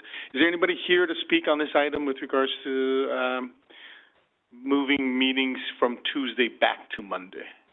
Okay. Go ahead, Mr. Trevino. My name is Steve Trevino. I live on Boulder Avenue. For 100 years, since this town, city has been here, it's always been on Monday nights. And my complaint is that the city of Clovis sometimes puts too many things in one night. And I don't know if it's true or not. I've heard that you guys here are sometimes here till midnight, 1 o'clock in the morning. I don't know if it's true or not, but that's what I heard. Totally true. And Trust me, totally true. and I've been here before. I've looked at this, and there's something on the papers, and I said, you know what? I give up. It's too much. And I think, as a matter of fact, I think sometimes you should have it 2 times a week. For example, when the mayor became mayor, he had his family here. It was a long time. It took some time out of the meeting. And no offense. Also, when on the Christmas day, when you lit the tree up, I left. I went home and saw it on YouTube. You guys had a big table right here discussing something that has to do with Fowler Avenue. You know, and to me, that's just too many things in one meeting. You know, so I mean, I don't have a solution. I mean, but I think maybe you should have it Mondays and Wednesdays, or sometimes, or Monday and Saturday morning. I don't know. I don't know. Yeah, no. I like everything you said. But anyways, I think it should be on Mondays. So yeah. Thank you, Mrs. Trevino. Anyone else here to speak on that item? Okay, we're going to close the public portion and either get a motion or discussion from the council. Well, for fun, I'll make a motion that we repeal the ordinance, 2416, amending, the meeting date and time adopted, back in November, and I'll make a comment if there's a second to that motion. Is there a second? Second. Yeah, we have a second. Okay. Discussion? We have a motion second on the floor, so discussion? So my discussion is exactly what Mr. Trevino said. This was an item in search of a problem, it was in search of a problem to solve. The only problem we were solving is poor agenda management, and we couldn't figure it out to get it all on how to manage Monday nights. So in my mind, we should wait till we have a new city manager and see what the solution is. But I agree with you that we just do it too much. The other thing that I think is that, and the other thing that, the reason why this isn't a great idea, with great love to our staff, this isn't about us or you. It's about the residents, and not a single resident cared whether we moved it or not. So I feel really strongly about this. This was something in search of a problem that we did not have. We wasted energy. This is our 3rd time talking about it. So every time I talk about it, I get more cranky than I was the last time. But Monday nights are fine. We need better agenda management. I talked to somebody in Clovis Unified, and they said, why would you do that? Every city staff that has kids in Clovis Unified will miss every school event with a Tuesday night council meeting. So I think this was just a silly action, and I feel more strongly than I did then, but that's my discussion, and I would urge my colleagues to leave it where it is and do a better job of managing our agenda. Diane? I agree with the agenda management portion, but I very strongly support the move to Tuesdays, and I have a few reasons for that. Number one, there were kind of 3 groups that we looked at as we talked about who we were benefiting or who had the problems, and when the city reached out for community input via a survey, and that we basically found that some people in the community liked Mondays, some people liked Tuesdays, most of them didn't care. So that's kind of a wash. We all recognized that, hey, this is what we signed up for, so we're going to be, flexible for that. But staff, I feel, really would benefit. And it isn't just about staff, but it's about being able to be even better prepared for the community, for the benefit of how these meetings run. And I think there's a couple points to that, talking about how we've done this on Mondays for 100 years. That's all well and good. What size was our city and what was our staff dealing with and each department having to handle 100 years ago, 50 years ago, 20 years ago? We have a lot more on our plates as a city, and so that means that each department and each staff member is really having to deal with more. And Mondays are a great time to come back together, to have your department head meetings, to deal with all of these things that those of us who have, you know, regular jobs, we know what Mondays are like. It's kind of getting the wheels turning again. And so to be able to take off their plate the idea that then they have to follow that up with a council meeting Monday night, and in that same part, we have publication of agendas and packets on Thursdays. So those of us up here, that's when we're starting to see it. Some of us maybe don't get to it right away. I certainly don't. My weekends are busier than my weekdays. And so if finally on Sunday or Monday I'm starting to send in questions on the agenda and packet, that's just adding to the workload for a Monday. Moving the meetings to Tuesday night just gives a little extra breathing room. We're a growing city with growing things that we're dealing with, staff being the forefront of dealing with those things. And so I think giving them an extra 24 hours to handle those things, it makes sense. I don't think that there's any issue as far as having to, what Councilor Ashbeck was saying as far as like searching for a problem. No, I think staff brought this to us saying, hey, this would be helpful to us. And so allowing them to be even better prepared, I think will be a service and a benefit to the community. And so I strongly favor keeping it on Tuesdays. Also, I do want to point out that as our city manager pointed out, we can't really even do this that quickly. So we are going to be shifting to Tuesdays, and it's actually Tuesday tonight. So it's not like people haven't been used to meeting on Tuesdays. And if you look at our City of Clovis website right now, when you go to the districting page that talks about all of the upcoming public hearings, everything lists Tuesdays. Tuesday, January 21st, that's where we are now. Tuesday, February 11th, another draft map public hearing. Tuesday, March 4th, another draft map public hearing. The adoption meeting, Tuesday, March 11th. So anybody who's out there that we have been communicating with and wanting to engage with us on issues that are coming before this council are seeing these things and maybe even making plans for Tuesdays.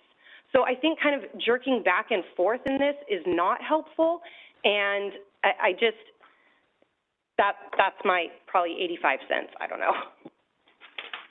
Councilwoman Bessinger. Since we're going to be going to the Tuesdays in February, at least we'll be able to take a walk, take it for a walk, and this way, if it ever comes up in the future, we will know. You know, staff will be able to key in and say, hey, that really made my life easier, didn't mean a thing, or, you know, Mondays were great. Hey, Tuesdays were pretty cool.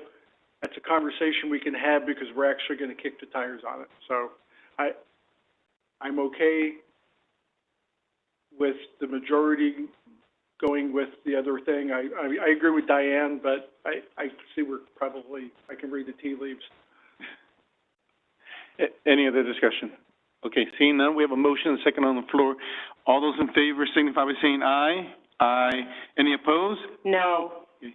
Motion carries 3-2. Mr. Mayor, if I could, just to remind you, as Andy had pointed out, so the next few meetings will be Tuesday nights because of the repeal of the ordinance won't take effect for 30 days. Okay. So it's likely that the first meeting in March, or perhaps the second meeting in March, depending on the day, will be the first meeting that we go back to Mondays. So for the next, at least the February meetings, will have to be on Tuesdays. So, okay. Just so the council knows. Yeah, that's just for the public as well. And so, Chad, you have a lot of work. Because we made it bounce back and forth, so you can, all those who giving notices to the public, please help us out on that. Okay, next we're going to move to administrative items, and so this is item 6. It's an update to the council on a plan to improve the area on the south side of Ashland, just west of Leonard, with missing sidewalk. And I think Councilmember Ashbeck brought this up several meetings ago, and staff on this is Thad Avery, our city engineer. Good evening, Council. Yes, City Council did request this be brought to Council to discuss the status, so here I am.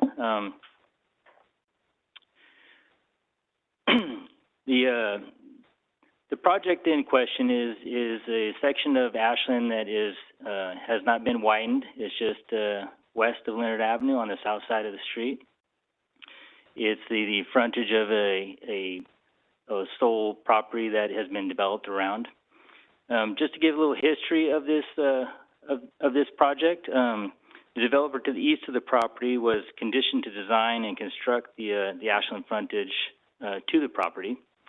Stipulation, of the condition was that the right-of-way would need to be acquired within 360 days from the grading permit issuance for that adjacent project. The right-of-way purchase includes severance for improvements on private property, including PG&E work and other utility works. And the severance items needed design and coordination that did not meet that 360-day deadline.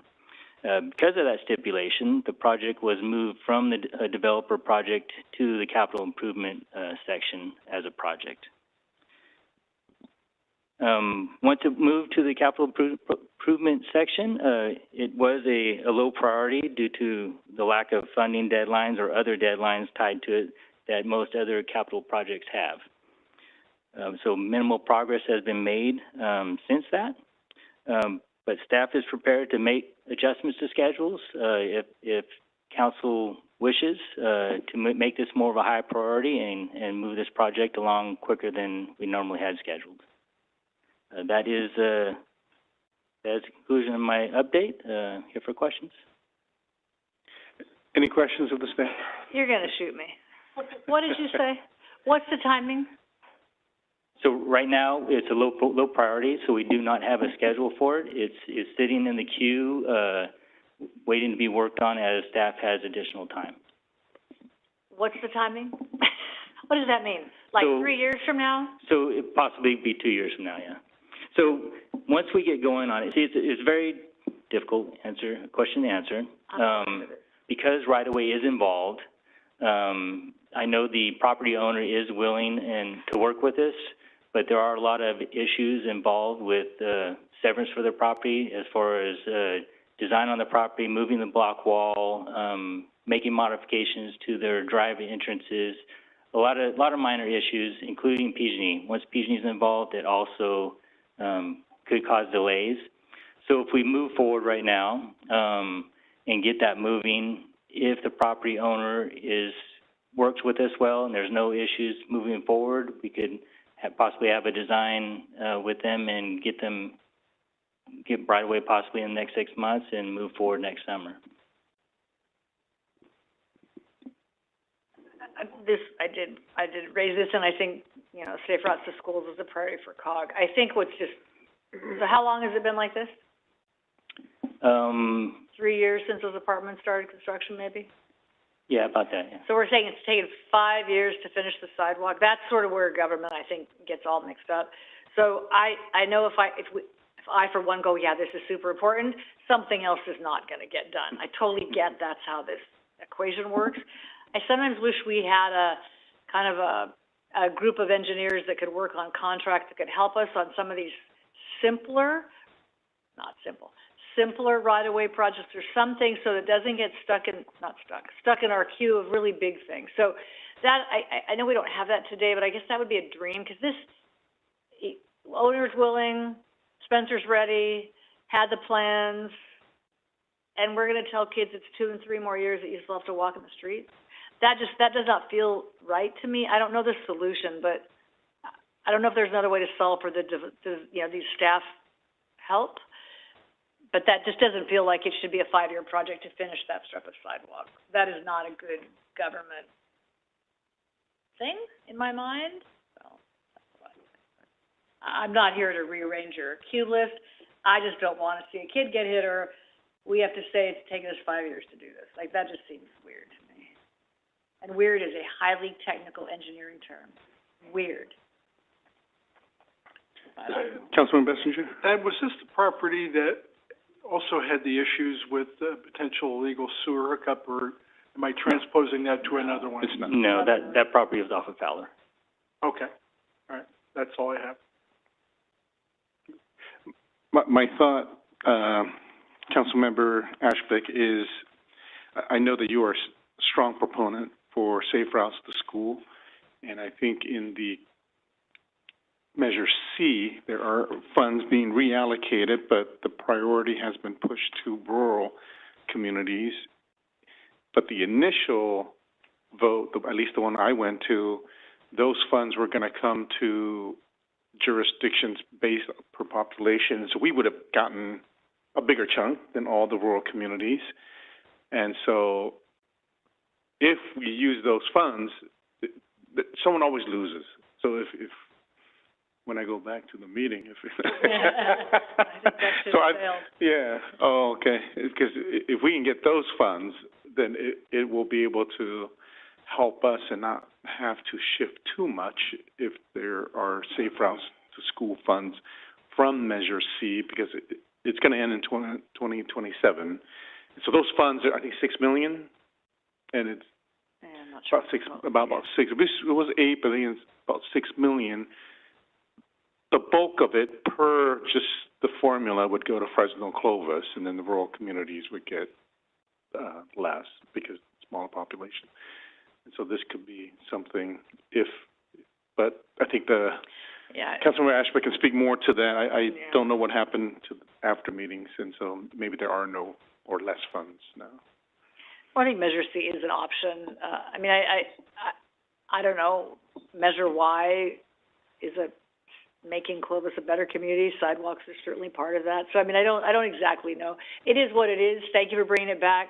It does not feel that that's really what we want to say to people, that it takes 5 years to get a sidewalk. That just can't be a thing, but it is a thing right now. So if Measure C money comes up again, if there's grants or, if we're successful on the One Voice trip to generate more funds, maybe that'll help, but I don't expect miracles. I have a follow-up question.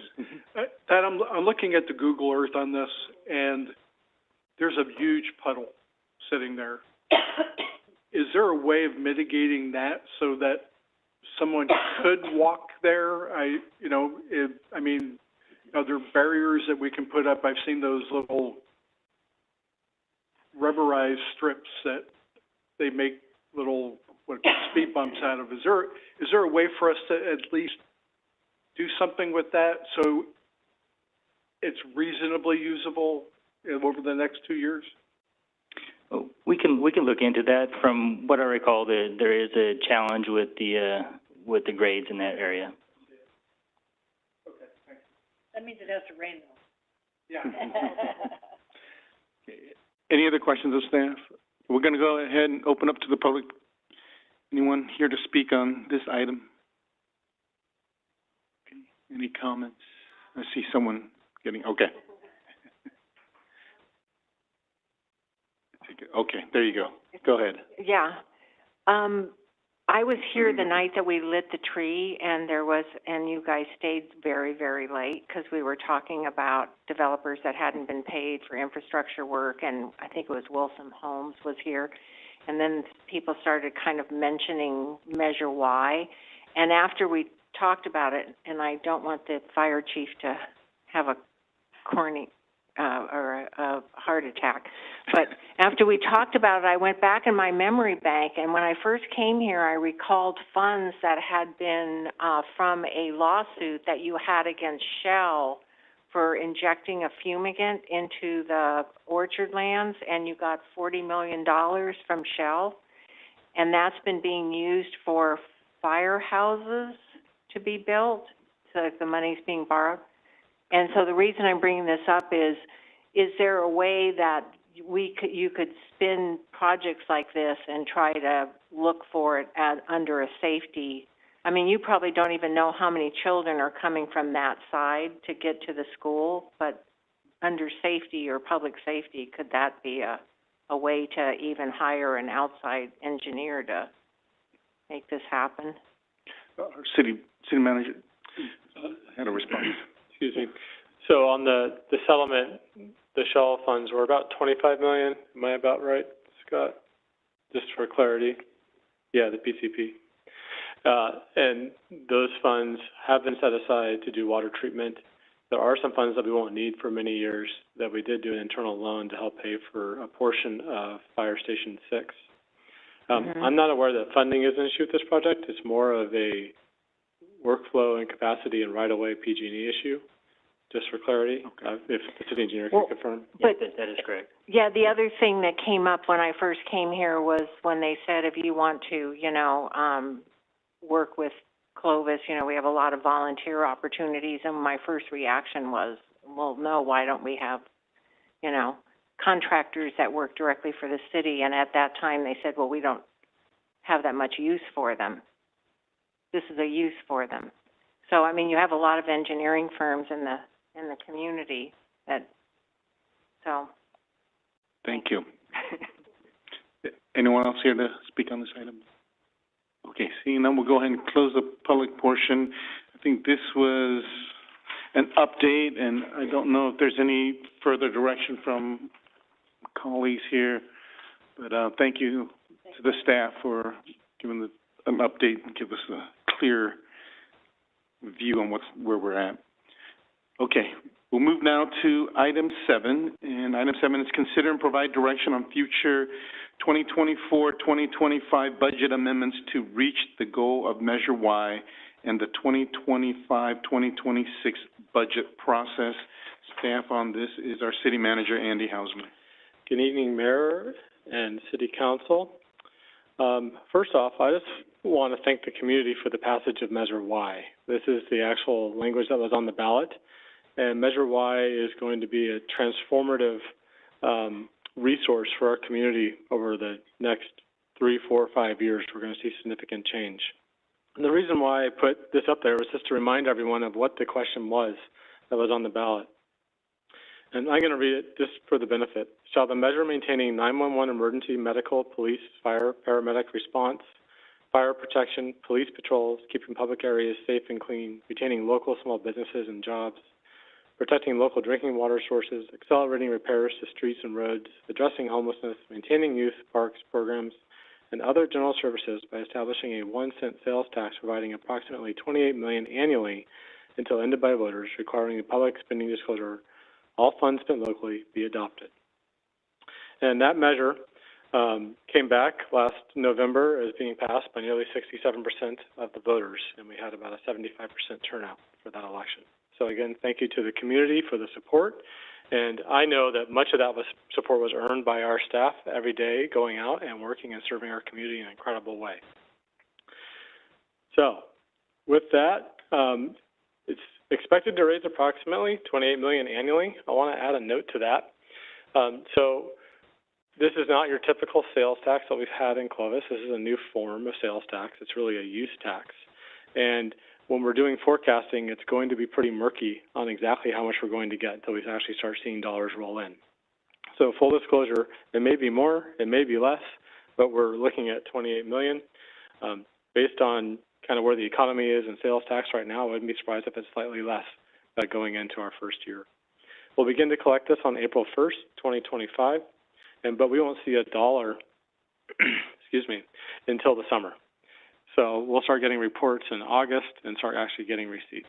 But those income received will be booked back to the 24-25 budget year. This belongs to the city of Clovis. It's not going to go to any other taxing entities or the state. And so that is a huge resource for our community. I put this up here so that about a year ago, staff came to you with this 5-year forecast. This is not one that's been updated, but I just wanted to paint a picture of the situation that we were walking into. We were in a position where we were operationally going to be deficit spending. Without Measure Y, that we would have had to make some major adjustments to our operations going into 25, 26. And frankly, I think we'd have been in worse condition than this indicated based on some soft sales tax numbers that we're beginning to see. So, during the development of Measure Y, there was a lot of different outreach things done. Some of those were copied with the chiefs. We did survey work that was who came to those and on the community online, and we also did some scientific polling. And these are some of the things that were top funding priorities of the community that we heard.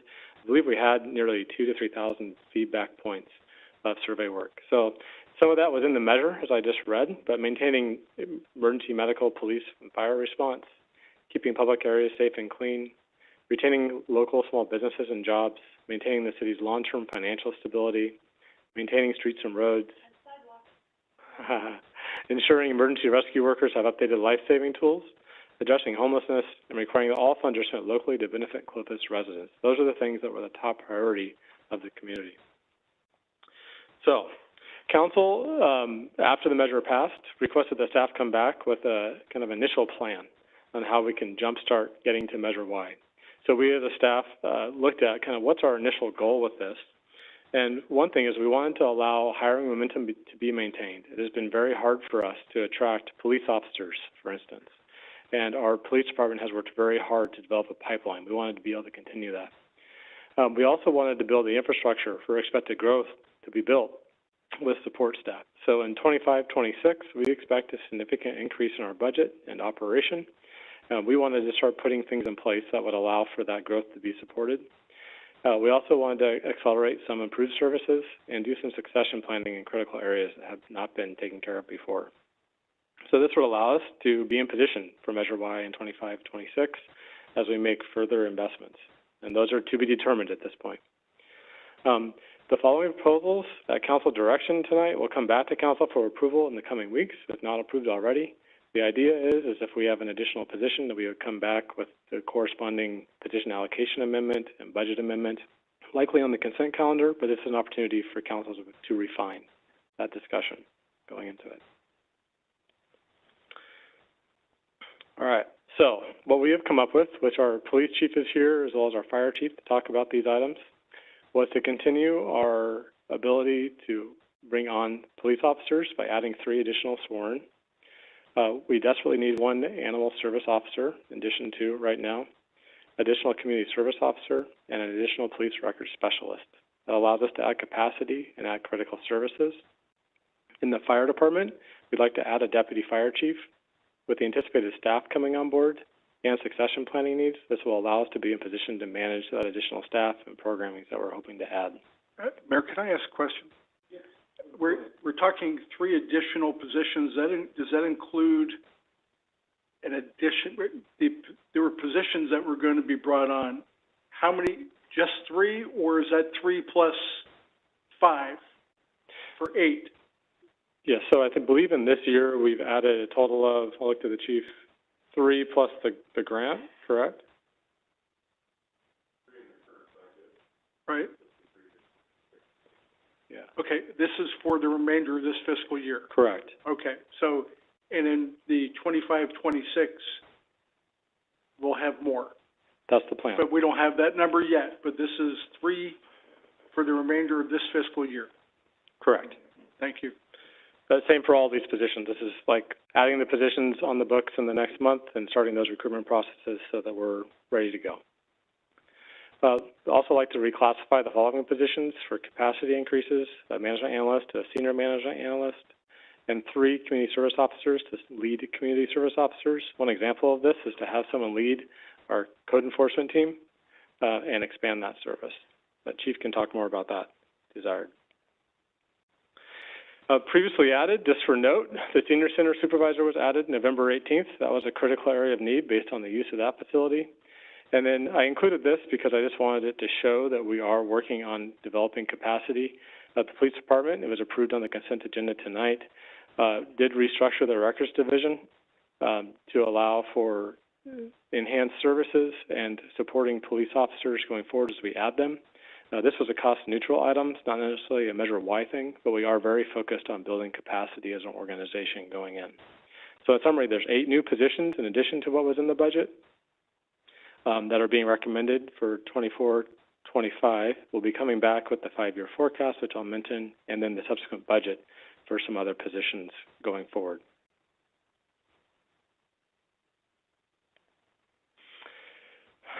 So those are the recommendations on that. Before I jump into, I wanted to talk about what our budget plan is and some outreach with you in relation to Measure Y.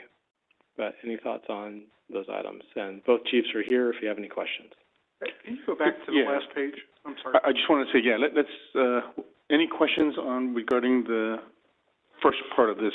So that way we don't mix the 2. You're talking about the restructuring of the records division. You're saying that that is cost neutral?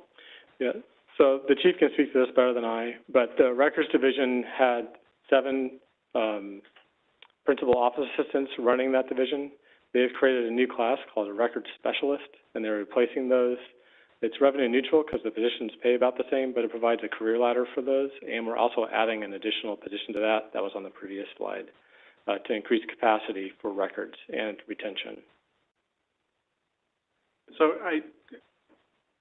we're creating another category of records specialist instead of administrative assistants? Correct. And senior, how could it be budget neutral if I'm assuming the senior positions are gonna be getting a bump? There's a very slight increase, but we're basically swapping 7 positions for 7 others with a similar pay scale. Okay. And with the reclassification of the management analyst and 3 community service officers to leads, that's budget neutral too? No, those would be slight increases. Okay. And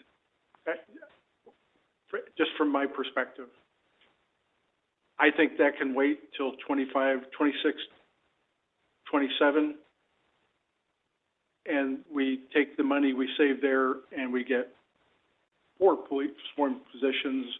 But I'm just looking at it from this is what we promised. We promised cops and cars, firemen and fire trucks. I'm not really in favor of these other things at this point. That's just me. We have this council has approved, well, we approved it tonight. We approved I don't know how many housing units, and over the last year, we've pushed out quite a few, and we haven't, we're gonna need cops on the north end of town, and my experience has been that even though you're on the north end of town, you end up on the south end of town because of calls for service. So if we're not putting cops in cars before the end of the fiscal year, I'm not in support of any of the restructuring. That's just me, but. Any other comments? Yeah. I think part of the restructuring, we already approved in the consent item earlier today. Okay. But we did not, I don't think the management analyst reclassified. Did that go with the consent item as well? So the reclassification of a management analyst and senior management analyst and 3 community officers to lead community officers, we did not do. But the other ones below, I think we did. I kind of agree with that aspect of things.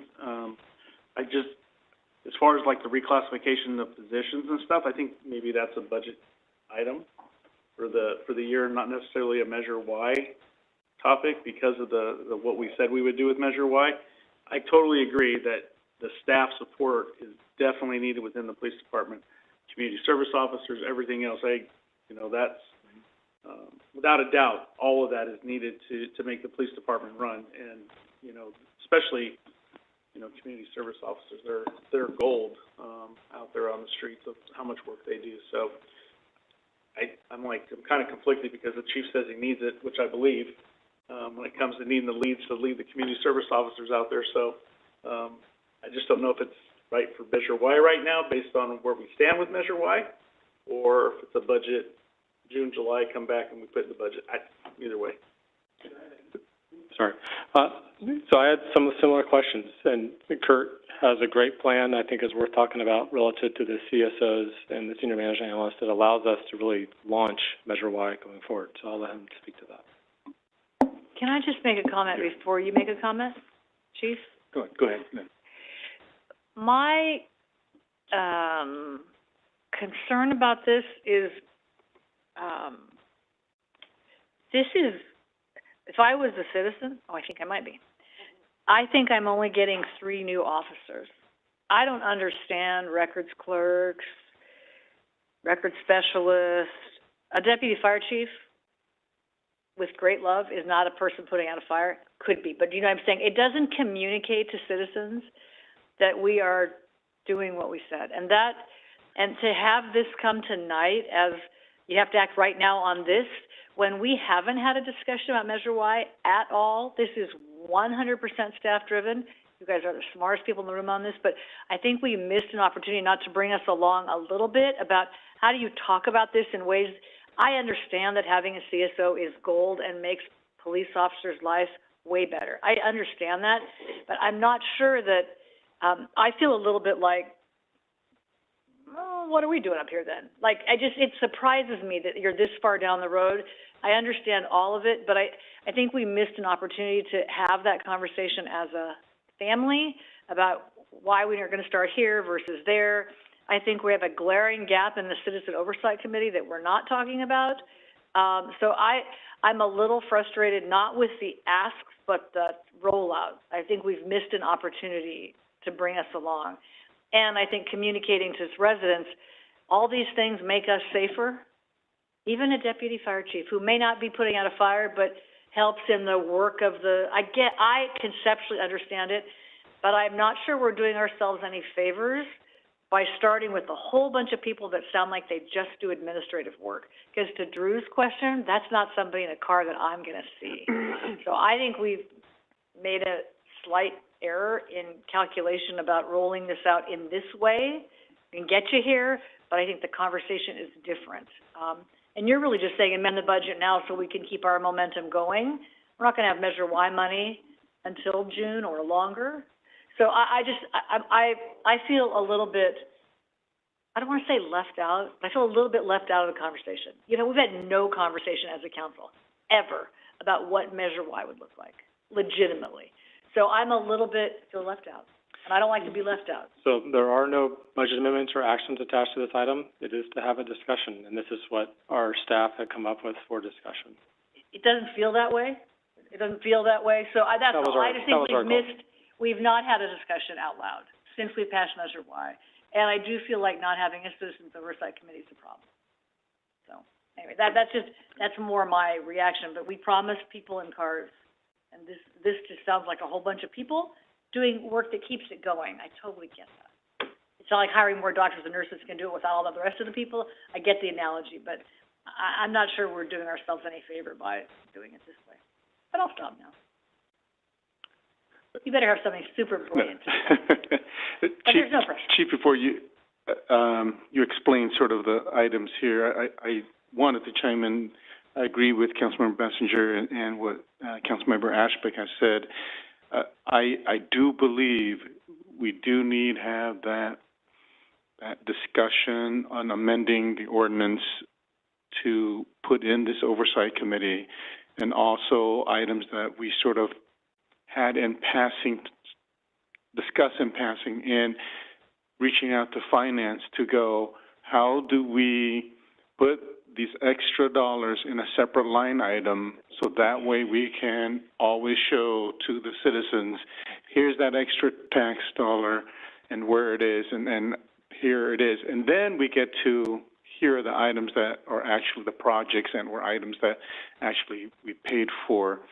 And so I want that discussion. I agree with Lynn in that we need that. And I think that discussion will then allow us to go, yes, please, police, fire, share with us what you need. Now, specific to tonight, I was very surprised that fire didn't bring up the two-man units. And I thought that was a big item in which this is what would help fire. And all I see now is a deputy fire chief. And I thought that the two-man was going to be something that was exciting and new and would help with calls. And yet when we get what you wanted, it's not mentioned. And so that's why I go, okay, what's going on? What happened? We discussed it in the reports.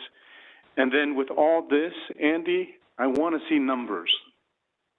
So that way I know, okay, there's 6 million, there's 7 million, there's 8 million, there's 9 million. So that way we kind of know, okay, this is where we're at. But it doesn't have that. Even if it's estimates, we can kind of go, yeah, it's going to go to this, and this is what it's going to cost. Because is this everything? Is this all the tax dollars?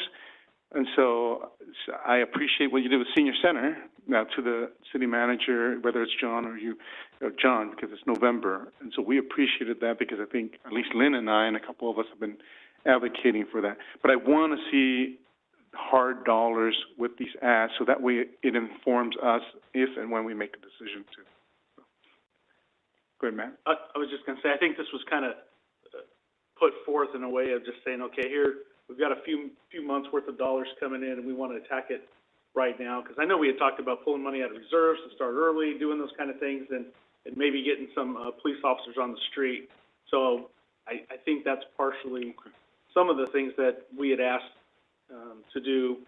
You know, what would you do if you could do it right now type of thing. But with that said, I do think just the whole, the way it kind of just rolled out makes it seem like, you know, it's like, hey, here you go, here's a plan, go ahead and approve this, when I know that's not probably what the intention was.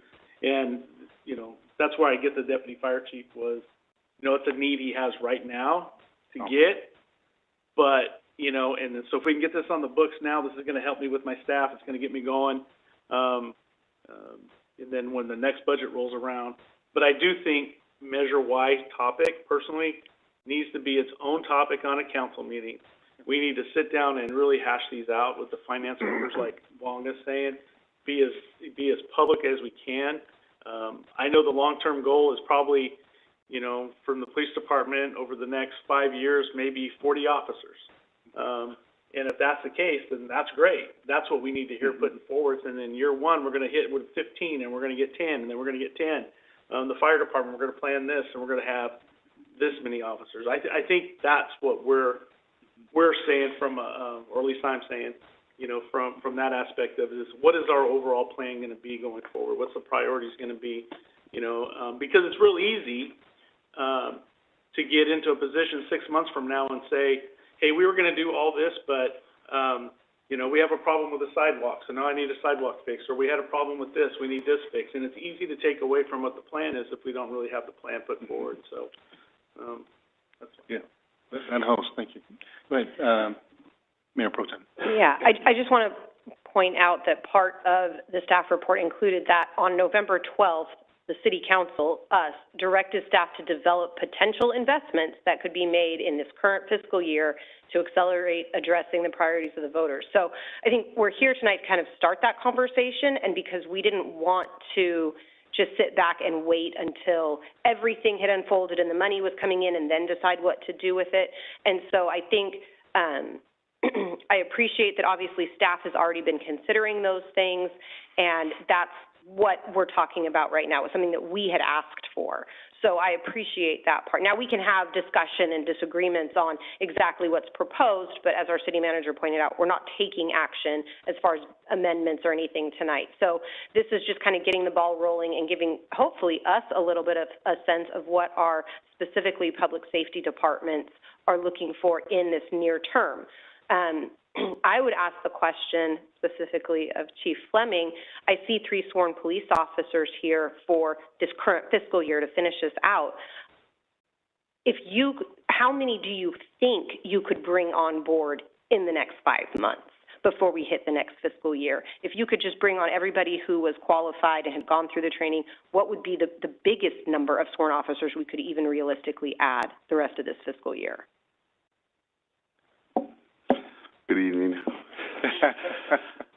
With the 3 proposed and what our current vacancies are, we would be fully staffed as everything goes as planned with the people in the academy and the laterals that we have in the process by July 1. So those 3, with July 1, we'd be fully staffed, and then we'd be looking to the new budget that we're all going to discuss on what we could then hire at that point.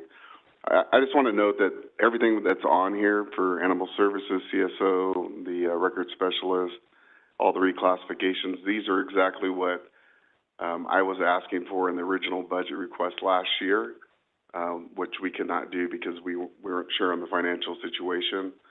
The records reclass, thank you so much for passing that tonight. We've been working on that for probably when you were still there. This has probably been going on for 10 to 15 years. It's been a huge problem to recruit people in administrative positions that don't know they're solely going to be working for the police department. So we have an opening for somebody in records, and there's a current list for a POA, which is somebody who works in records. It's an opening in another city position, so there's a list established. I have to go to that list, interview everybody on that list that has no interest in working for the police department, and delay the process by 6 to 7 months. So by reclassing everybody and saying you're administrative people working within our records division, I have a list. When I have a vacancy, I can fill it. And when we don't have a list, we can open it up immediately and fill it. Also, when City Manager John Holt, a year and a half, 2 years ago, did a citywide, survey of our 365 survey, we got beat up pretty heavily within our records division because they felt that there was no movement, very stagnant, there's no career opportunities. So the goal was to create 3 levels within our records division. So we currently have 2, an AA, which is being reclassed tonight as a senior, and then our POAs as a records 1. So in the next budget, when I can come and request those, I'll be requesting 3 records specialists 2 to allow for some movement within the records division. So that's what that's for tonight, the request. The lead CSO positions are really to front load a lot of these things that we're going to see over the next 5 years. Hiring 35 additional police officers, I need a lot of professional staff there to support them. They are already super behind. Our record staff in filing cases is 1,200 cases behind, which sets everything back for prosecution with the DA's office and everything else. So if they're already behind and I hire another additional 15 officers, they're going to be that much further behind. So to build this infrastructure and now get these people in place, so when we bring the officers in, it's just going to be a well-oiled machine moving in the right direction. So that's the thought process behind this. The lead CSOs is to develop one that could run a future code enforcement team of potentially 5 CSOs. That's in the 5-year plan. Like to get them in place now, develop some leadership skills, some supervision skills. One would be in patrol, and the other one would be in youth services. Right now, we have somebody kind of acting as a supervisor in youth services. With the passing of George Rodriguez, we really don't have somebody running day-to-day operations in there right now. So we have a CSO that's been a career CSO in there right now acting as a supervisor, kind of outside of class. So the hope would be that we could potentially open these up and some of those people could go into a lead position, a supervisor position. So that was the thought process. Animal services is our #1 call for service within our city, and that drains resources from our police officers that aren't freed up to respond to calls. So thought was to get somebody in that position, again, building up to bring on more officers in the future. But the 3 police officers, we couldn't even ask for any more because the current time we have left, the people in the pipeline, July 1 with the people in the academy would be fully staffed. The hope is then we're asking for 6 to 7 additional officers next year with retirements, probably trying to hire 10 to 12 officers over the next year. That's about our average is 10 to 15 officers to get the right quality people that we need in the police department. Thank you, Chief. Lynn, you had your light on. This is not helpful. This is exactly the Lennar problem. A map is a map is a map. A plan is a plan. What you just described, if you were going to build a trajectory out of, we're going to do this today, but this is where we're going, is really helpful.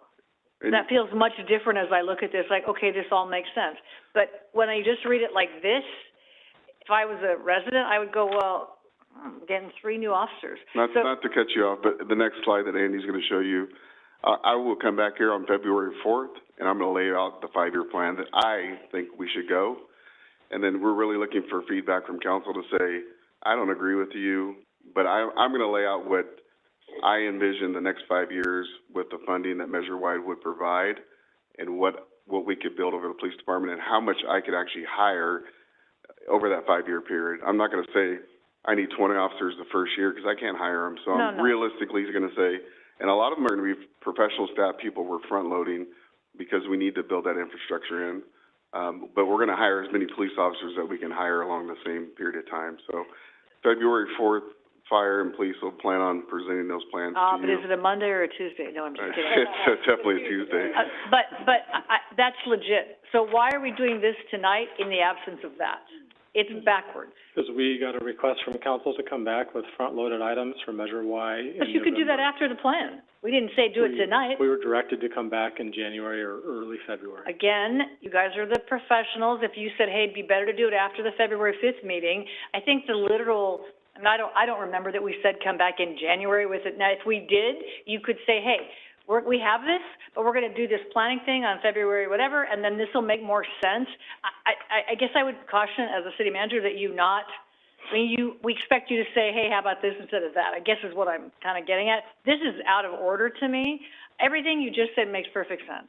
So if you want me to say direction on future budget amendments, great, this is all fine, because you just described it. But in the absence of what you just said, this to me is out of order. So I guess I expect you, as the city manager, to say, hey, this makes more sense. The role of a manager is to, you know, is to lead us through, not do exactly what we say, because most of the time we don't know what we're talking about, legitimately. So I guess I would look to you, Andy, to say that would make more sense on a different day. I mean, because for me, you just said all this, and I think this is fine, and it makes sense, but I got to see the longer picture. Now this makes perfect sense, but it didn't make sense when I read it. I'm thinking, well, okay. So that's all. I guess you're caught in my frustration about that. So, enough said. But. Could you make a motion to bring this item back after my presentation? It would be my pleasure. And then Why don't you just bring this back with it? Okay. Councilmember Besser. This is how you get to that. Councilmember Besser. I think in fairness, this is what happens when you have a transition, and it just, because I know I had conversations with the city manager about this, and I brought it up publicly in early December. So I might have been one of the driving forces behind this. So things happen. Thank you for explaining it, because I wasn't sure the nexus between these positions, and I mean, it's been 15 years since I've been at the PD. I understand the pivotal position that CSOs play and the need to have leads, because if we want to retain people and give them additional responsibilities, there needs to be a reason for them to be there. I was oblivious to the record situation. I didn't know we were 1,200 cases behind. To your point, if you front-end load positions and you cannot administratively take, you can't handle their workload, the mission suffers. So I get that.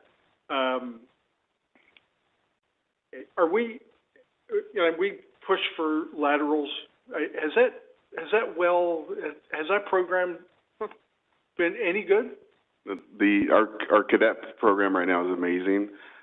So we definitely have the momentum, the flywheel going for people, young people coming in, learning the culture of the department over a 3-year period of time, and then when they're ready, we put them into the police academy. So that's working amazing. The lateral, we have laterals applying. It's actually, since this passed, has kind of opened the floodgates again, because a lot of people see that we're going to be hiring a lot of people over the next 5 years. So we're starting to see a lot more lateral applicants. So I definitely foresee us being fully staffed July 1, and when council authorizes a new budget that gives us additional positions, I think we'll be in a very good position to add additional positions very quickly. We're going to continue with bringing in applications, getting them ready, backgrounded, even if we don't have positions ready for July 1. And if you guys authorize a new budget, then start hiring those people immediately if we have excess bodies. But I think if we're in that position, I could probably come back to the city manager and come back to council and say, hey, we actually have three more bodies right now. Could we potentially hire them? And I think council's direction, just hearing what I'm hearing tonight, would be absolutely, let's make it happen. So that's kind of my feeling. If that's what budget amendments are for, and that's what reserves are for, quite frankly. And if we have rung the bell for our citizens and told them we have a problem, and they said yes, and we're here to support you. So if we have to front end load this makes sense now. And if we have to front end load, this is this one person speaking. If we have to front end load positions and we have to pull money out of reserves, and then we put that money back when the Measure Y money hits, so we can, that's a discussion for another day, but I think, especially when you're dealing with, and I'm preaching to the choir here, when you're bringing police academy cadets in, you got to get them trained up, it takes 14 months or so before they become viable, and then a percentage of them don't make it. So we're back at square one. So, and then bringing in laterals brings its own problems, because you have people who come in and they want to bring what they did into our agency, and we had to have that pushback with them. So I get the problem. I guess what I'm saying at the end of the day is I'm open to additional positions more quickly once we know what we're doing. Okay, Councilmember Pierce, Mayor Pro Tem Pierce.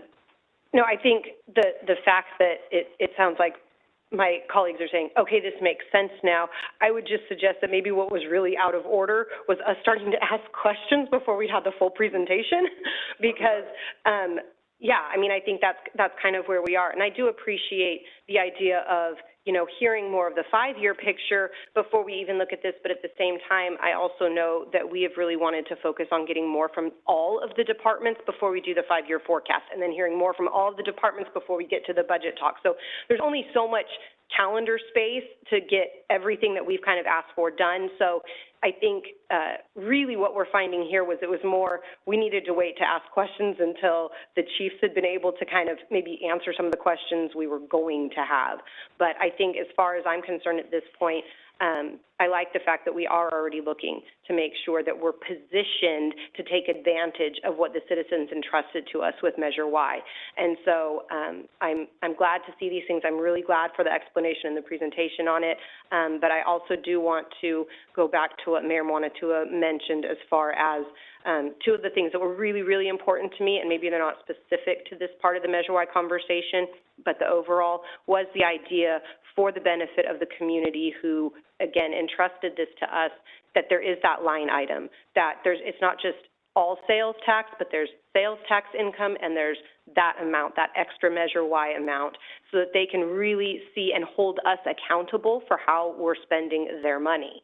But then also along with that is that oversight committee, that we make sure as we even start conversations on Measure Y, I want to make sure that both of those things are on the radar and getting worked into, whether it's the ordinance or whatever it needs to be, because, again, we started this conversation by thanking the community for passing this, and I think those two items are paramount to making sure that we do our due diligence to return that to them and make sure that they're, again, a continuing part of the conversation with being able to say, yes, we see how this money was spent. It is what they told us they were going to do. That's, I think, us being responsible to what we asked of them and what they gave us. So, again, thank you for the presentation. I'm glad it's making sense, and I want to make sure those two items stay at the forefront as we go forward, too. Councilmember Basco. I was just going to say this item basically just says consider and provide direction, right? So this wasn't even something we could approve tonight anyways as far as the positions go. Okay. The intent was to start, So the direction is on February 4th, conversation. come back with what you, we're gonna, with this stuff and the presentation on how to get it done, because it, you know, while I agree maybe we should have waited for some comments to be said, it also read as though the city manager was telling us, this is what we're looking for, and there wasn't really the clarification at that point either. So, thank you, Chief Fleming. I agree, you need everything that's on here plus tenfold, I'm sure.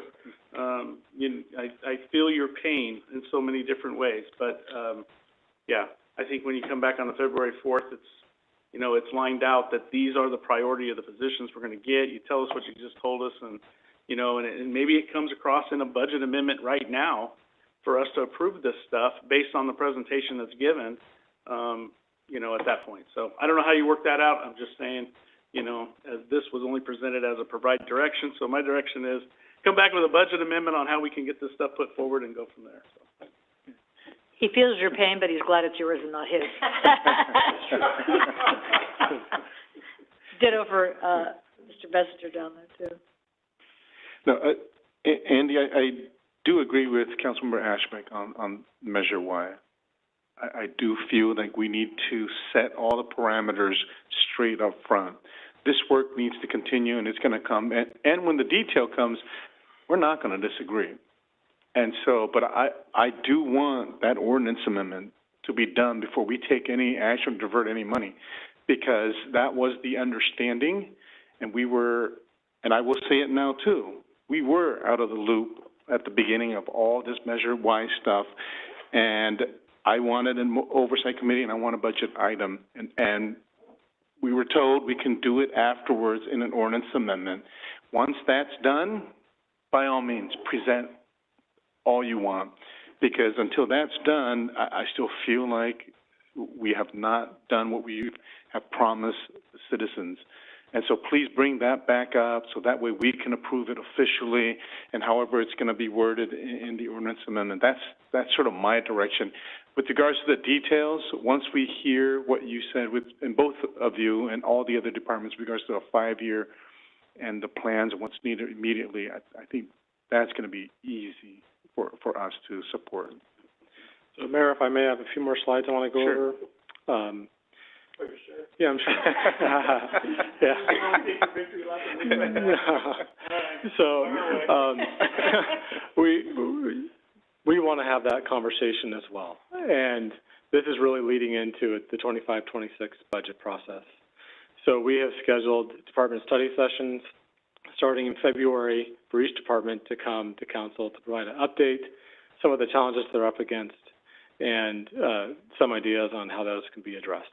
So those will be coming to you, council, and that's really leading into a 5-year forecast, where we wrap all that in. We include Measure Y revenues into that forecast, as well as potential expenditures with some pretty detailed, like, position-level data on what we think we could do as a staff. After that, and we have not done this before, after the 5-year forecast, we're going to be asking City Council to provide us input on that plan that was presented and give us refined details on what council is expecting and also the community that's present to provide us some details on what our priorities should be during the budget process. We will then take that back as a staff and develop the budget into our traditional, like, typical late May hearing where departments come, provide detailed presentations on their departments, and then potential adoption in the second or third meeting in June. So that is the plan. The further public input title there was to get at the Citizen Oversight Committee, wanting feedback from council tonight on your thoughts on a Citizen Oversight Committee, if you had any thoughts on form, so we could bring that back as a staff to get some direction, because we didn't have clarity on that and was trying to develop that.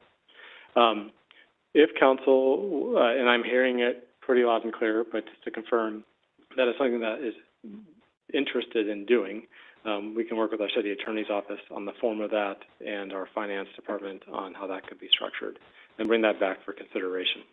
As far as the items that were proposed tonight, those were in response to a request from council to bring items back that could be implemented relatively quickly and keep things moving.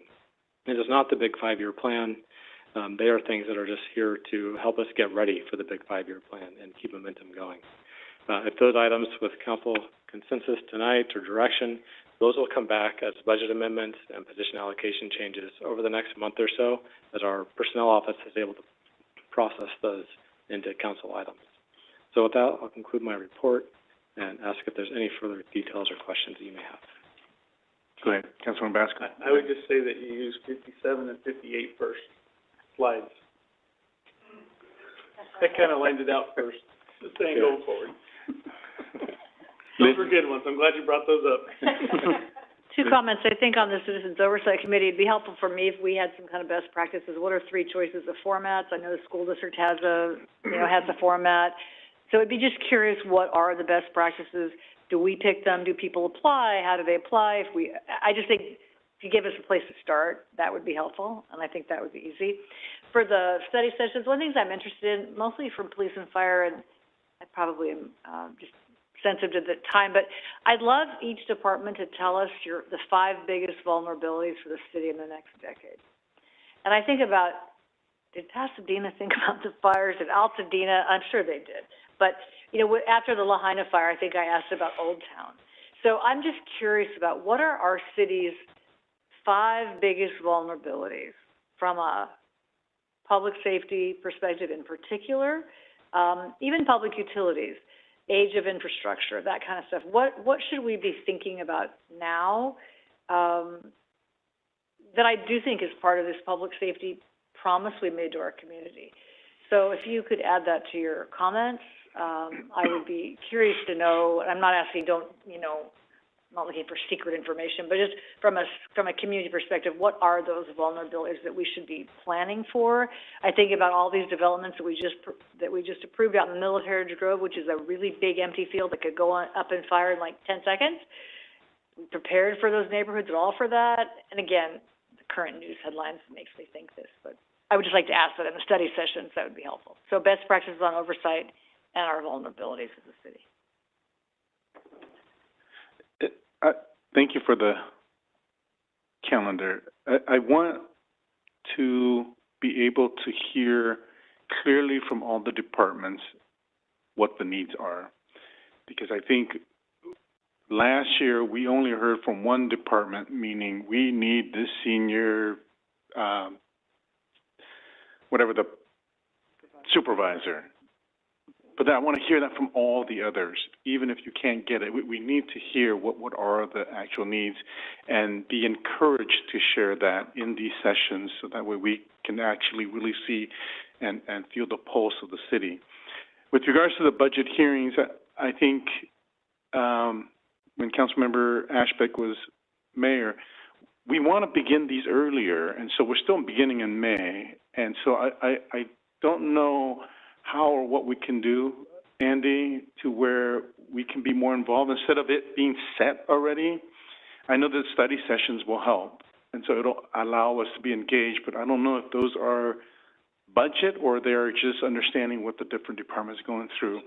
And so I too agree that we need to engage earlier and to be able to have more input in those, so that way it's not a book in which now we're afraid to edit and revise, because it's a thick book. So how do we engage the council so that way that engagement now allows the public to be engaged with us in this process?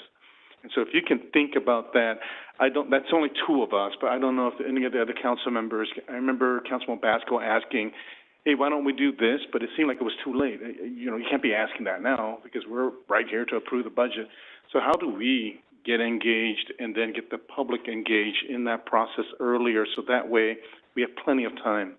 And so can you share more on that? Well, I remember, I think you were going to ask, it was money for the rec center, as I recall. Yeah.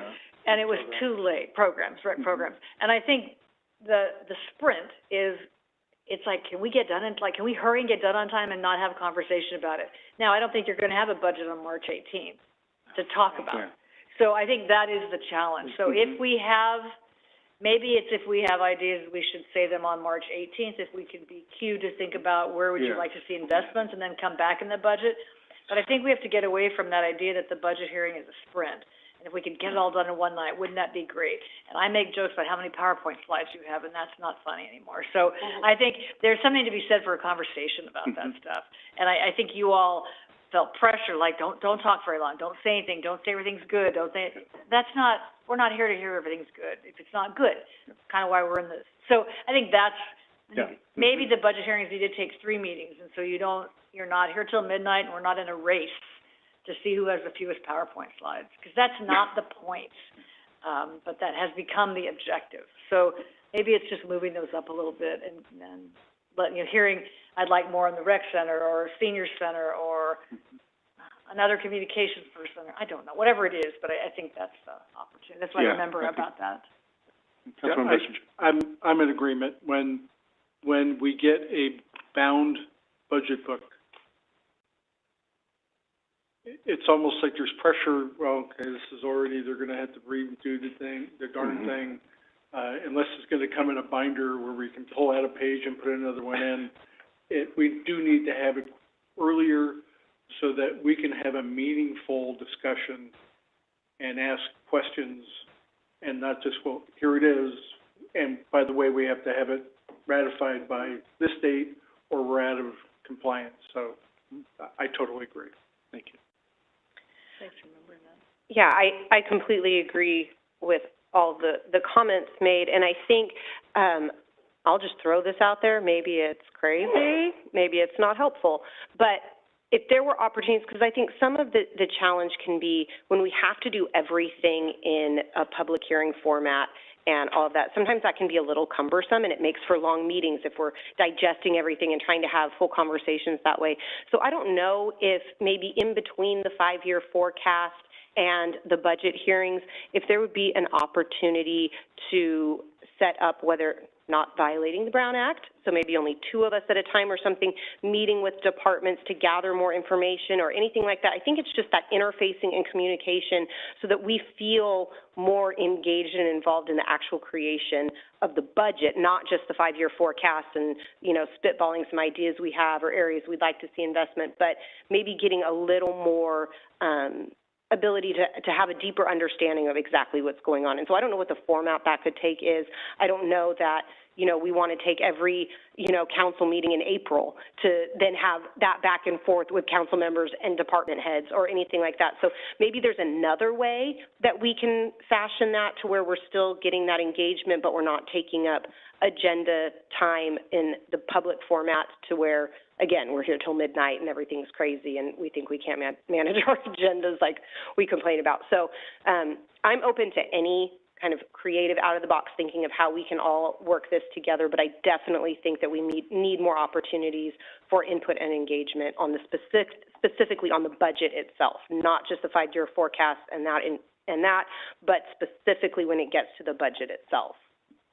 I think that's difficult to do from the standpoint of having 2 people from a council get a budget hearing and then have ideas and present those ideas, because then it comes from 2 council members and not the whole council as to what's being said when it comes to the budget or anything else. If we're talking about, you know, just sitting down and getting information on the budget as 2 people, that's great, but we got to be really careful about going into meetings and, you know, I go in and I say, well, I think the police department needs another SWAT command vehicle, so throw that in the budget, and or something along those lines where the rest of it, where you know where my other council members may think that that's like, what are you doing? We don't have the money for that. So I think that could be it could get dicey. I think, and not for us necessarily, but definitely for staff, because then they're like, okay, I've accommodated these 2, now I got to accommodate those 2, and then this one, and so that would be. I don't have a problem with getting information, but I would be, I don't know. I think it would be kind of tough to go in and add, you know, make suggestions towards the budget. That's why I'm open to outside the box thinking and flexibility, just whatever we can do to kind of help all of us figure this out. Well, one thing to note, so the 5-year forecast in the recent past has been a pretty similar every year kind of document. It's going to be much different this year because of Measure Y.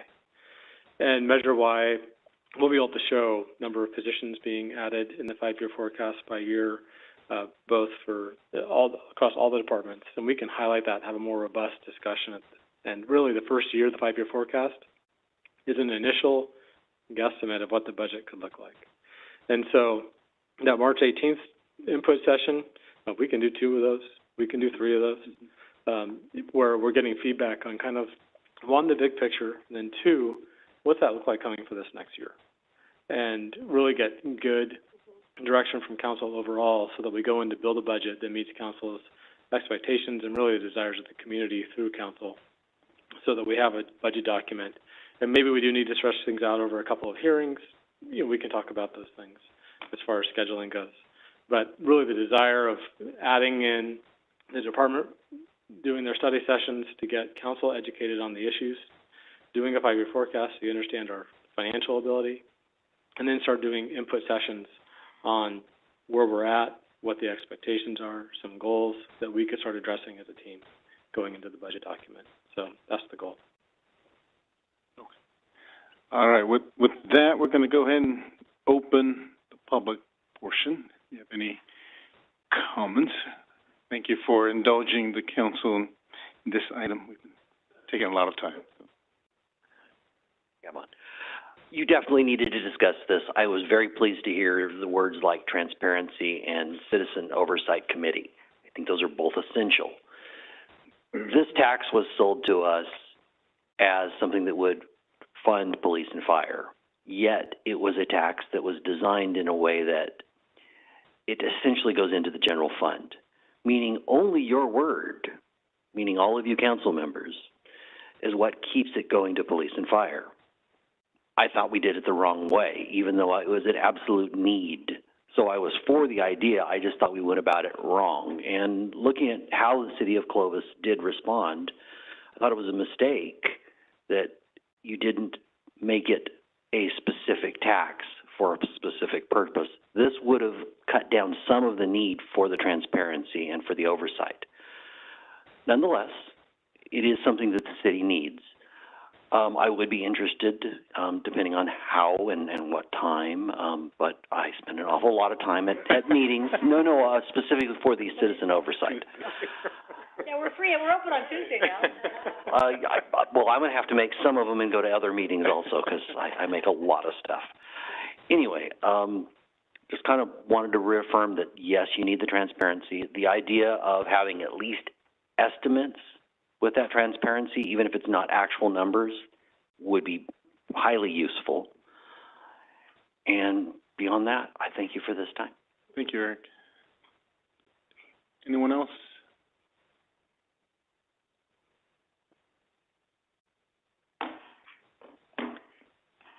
Hi, Patty Cassio with, I'm a citizen of Clovis, and I have been hosting and coordinating speakers for a lunch group, a Freedom Lunch, and I appreciate the City of Clovis and the Police Department and the Fire Department for providing community outreach regarding the Measure Y during the election. And so I was able to invite Jordan Hunter and Trenton McGill to come speak to the community to explain Measure Y and also regarding how it would be spent, and that there would be included the public or the community oversight committee. That was the biggest sale, was the transparency. So I want to thank you for that, and thank you for having those officers from the police department and the fire department to come, and they were prepared, they were educated to inform the community so that the community could be educated voters, so that we knew what we were voting for. And I just wanted to thank you for having them prepared to be able to speak to us. And so that was great. The transparency, the oversight committee was a big sell on getting the voters to vote for that. And I also appreciate the Clovis PD presence in the community. So today I happened to be driving at Shaw and Clovis Avenue, and I saw a couple of tents. Well, the tents or the covers that said Clovis PD on it, and they were there to with a community advocacy group that had signs saying they're educating the community about Stop Human Trafficking.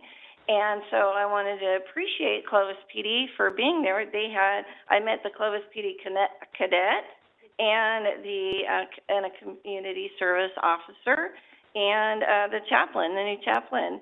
And so they were all very friendly to me, walking up and talking to them and thanking them, for being there with the advocacy group. And I was glad to see their presence and involved in engaging with the community. And if we ever needed to reach out, the cadet gave me the referral for the lead recruiter, public relations officer, to if we need anything to reach out. So I thought they did a great job. I just wanted to give kudos to everyone and appreciate the engagement with the city, the police department, and the fire department, and providing an avenue for the citizens oversight committee to be engaged in these decisions and all the civic engagement. So I appreciate that. Thank you. Thank you, Patty. Anyone else? Rose Coughlin, and I want to thank Andy specifically because he is one of the reasons why I have stayed in Clovis, because when I hit Clovis, I was actually on my way somewhere else, and I wound up staying here, and the city grew on me, but partly because of the way Andy has always answered every one of my questions. He has always shown me the ultimate respect, and I'm so happy to see you as city manager, and I haven't had a chance to congratulate you. So I was going to jump up earlier and say, quit picking on Andy, but but Andy is one of the reasons that I'm still in Clovis. Thank you. Thank you, Rose. Okay, anyone else? Okay, seeing none, we're going to close the public portion. I think we have direction, Andy, on that. So we're going to move now to city manager comments. Yes, I have a few items. First, the Metro City Sales Tax Renewal Committee is being formed. COG has taken the lead on that. They're seeking community members to serve. Applications are on the Fresno COG's website, and it closes on the 31st of January. In addition, COG is asking for the City Council to appoint someone to this body. We'll be bringing that back for that to be considered in February. And then a bit of a celebration, Fire Station 2 has been reconstructed, and staff is beginning to move back in, and it should be operational by the end of this month, and we're planning on a celebration and open house over the next few months. So just a highlight on that. And with that, I'll turn it back to you, Mayor. Okay. Council comments. Start with Councilmember Basco. I went to the North Kings water meeting this last week, and so there wasn't a lot to report out on it. Everything seems to be kind of in a holding pattern right now as far as the water goes. There's everything's okay right now. I'm kind of hoping that February is a wet February, and that'll save our season again. So, I missed anything, Scott? Yeah, that was pretty much a quick meeting. Thank you. Councilmember Bessinger? I left after the meeting before last. I flew to Belgium and Germany. But first, we have a tradition that when a council member leaves town on a vacation, they have to bring something back for the other council members. Based on tonight, I probably should have brought staff some food. But it's called Glühwein, which is a traditional German mulled wine that you drink warm with a little bit of cinnamon stick, a piece of orange, and it's not hot, but you drink it warm. And my German friends were drinking it. They drink it during cold weather. I did go to, I'm sorry? The reason I went to Europe was my father was captured during the Battle of the Bulge on January the 11th, 1945, and this was the 80th anniversary. And I was able to go to the area where he was captured on that day, and based on the reports, my new Belgian friends are saying he would have been right up in that forest. There was about 3 inches of snow. It was about 24 degrees. So similar conditions. So, and my dad died when I was 13, so I never got to have these discussions with him. So as a son making that journey, I was able to step in the footsteps of my father, and it was very meaningful to me. As I flew out of LA, I saw the fires. So I knew that wasn't going to be good because it was moving fast. But that's all I have. Thank you. Thank you. Councilmember Lynn Ashbrook. Just two things. So congratulations to you on your Martin Luther King speech. Did a really nice job. Congratulations to PD and all that put that event together. It's really just awesome. Just gets better and better. So George would have been proud. But it's really a wonderful tribute to him and the whole Unity Committee and the PD. But again, nice job on the speech. What'd your kids think? No, don't answer that. No, I'm just kidding. And then I had a privilege of presenting the proclamation to Craig Castro on his retirement, and I presented on behalf of all of us, but the words in the proclamation spoke about the impact of the hospital on our community. Not as, I mean, certainly Craig was a tremendous leader, so I mentioned that, but I wanted to call out the importance of that hospital, how it's really transformed our community over generations. So, I felt really happy about that and was, honored to be able to present that. So thanks for the chance to do that. Thank you, Lynn. Mayor Pro Tem? Yeah, I'll just echo Lynn's comments on the Martin Luther King Jr. breakfast on Saturday morning. It was, again, a fantastic event, and it was extra special, of course, because our mayor was the keynote speaker, and so I also echo the sentiments of, I thought it was an excellent job. I thought it did a beautiful way of, the theme was something about the past, looking to the past, but, you know, with the future as well. And so it was just a beautiful tie-in to everything, and I really appreciated your comments about how your community has benefited from the work that our Black Americans did through the civil rights movement and everything. And so to really appreciate the bigger picture of what that work and effort meant and what we truly do celebrate with the legacy of Dr. Martin Luther King Jr., I thought was just a beautiful way to kind of tie it all together. So, again, very well done,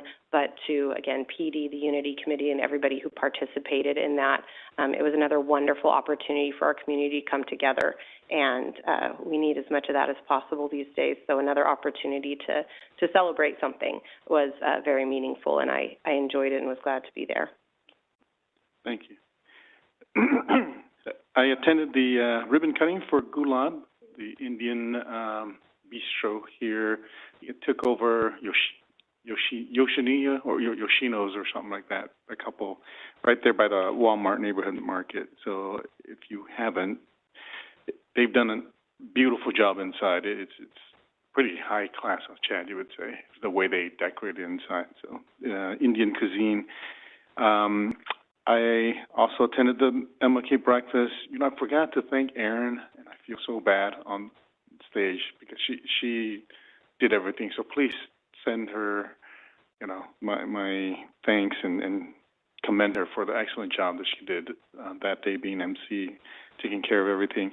Went to the MLK March and appreciate Clovis PD being there as well and us always participating each and every single year. I also saw the human trafficking at the corner there with our chaplain and some of the cadets trying to raise money for the awareness and for the organizations that sort of help bring awareness to stop this terrible human trafficking that's going on in our community. So I want to thank them for the job that they do. And I just wanted to say, please invite us. Yeah, because I think the last chaplain invited us. We went several times. Every time, yeah, she invited us every single year. And so Deanna. They did invite us to this year? Yeah, they came in. They were at public comments. Oh, but I'm just saying, like, when our people are there, I mean, it's our chaplain. That's our corner. Fresno takes care of Blackstone and Shaw, but we're there. And so we would love to come and support you guys as well, and just to shake the young kids' hands as they are out there all day, you know, at the street corners. And so that I do want to ask the staff to please bring back a report or update on the Historical Commission.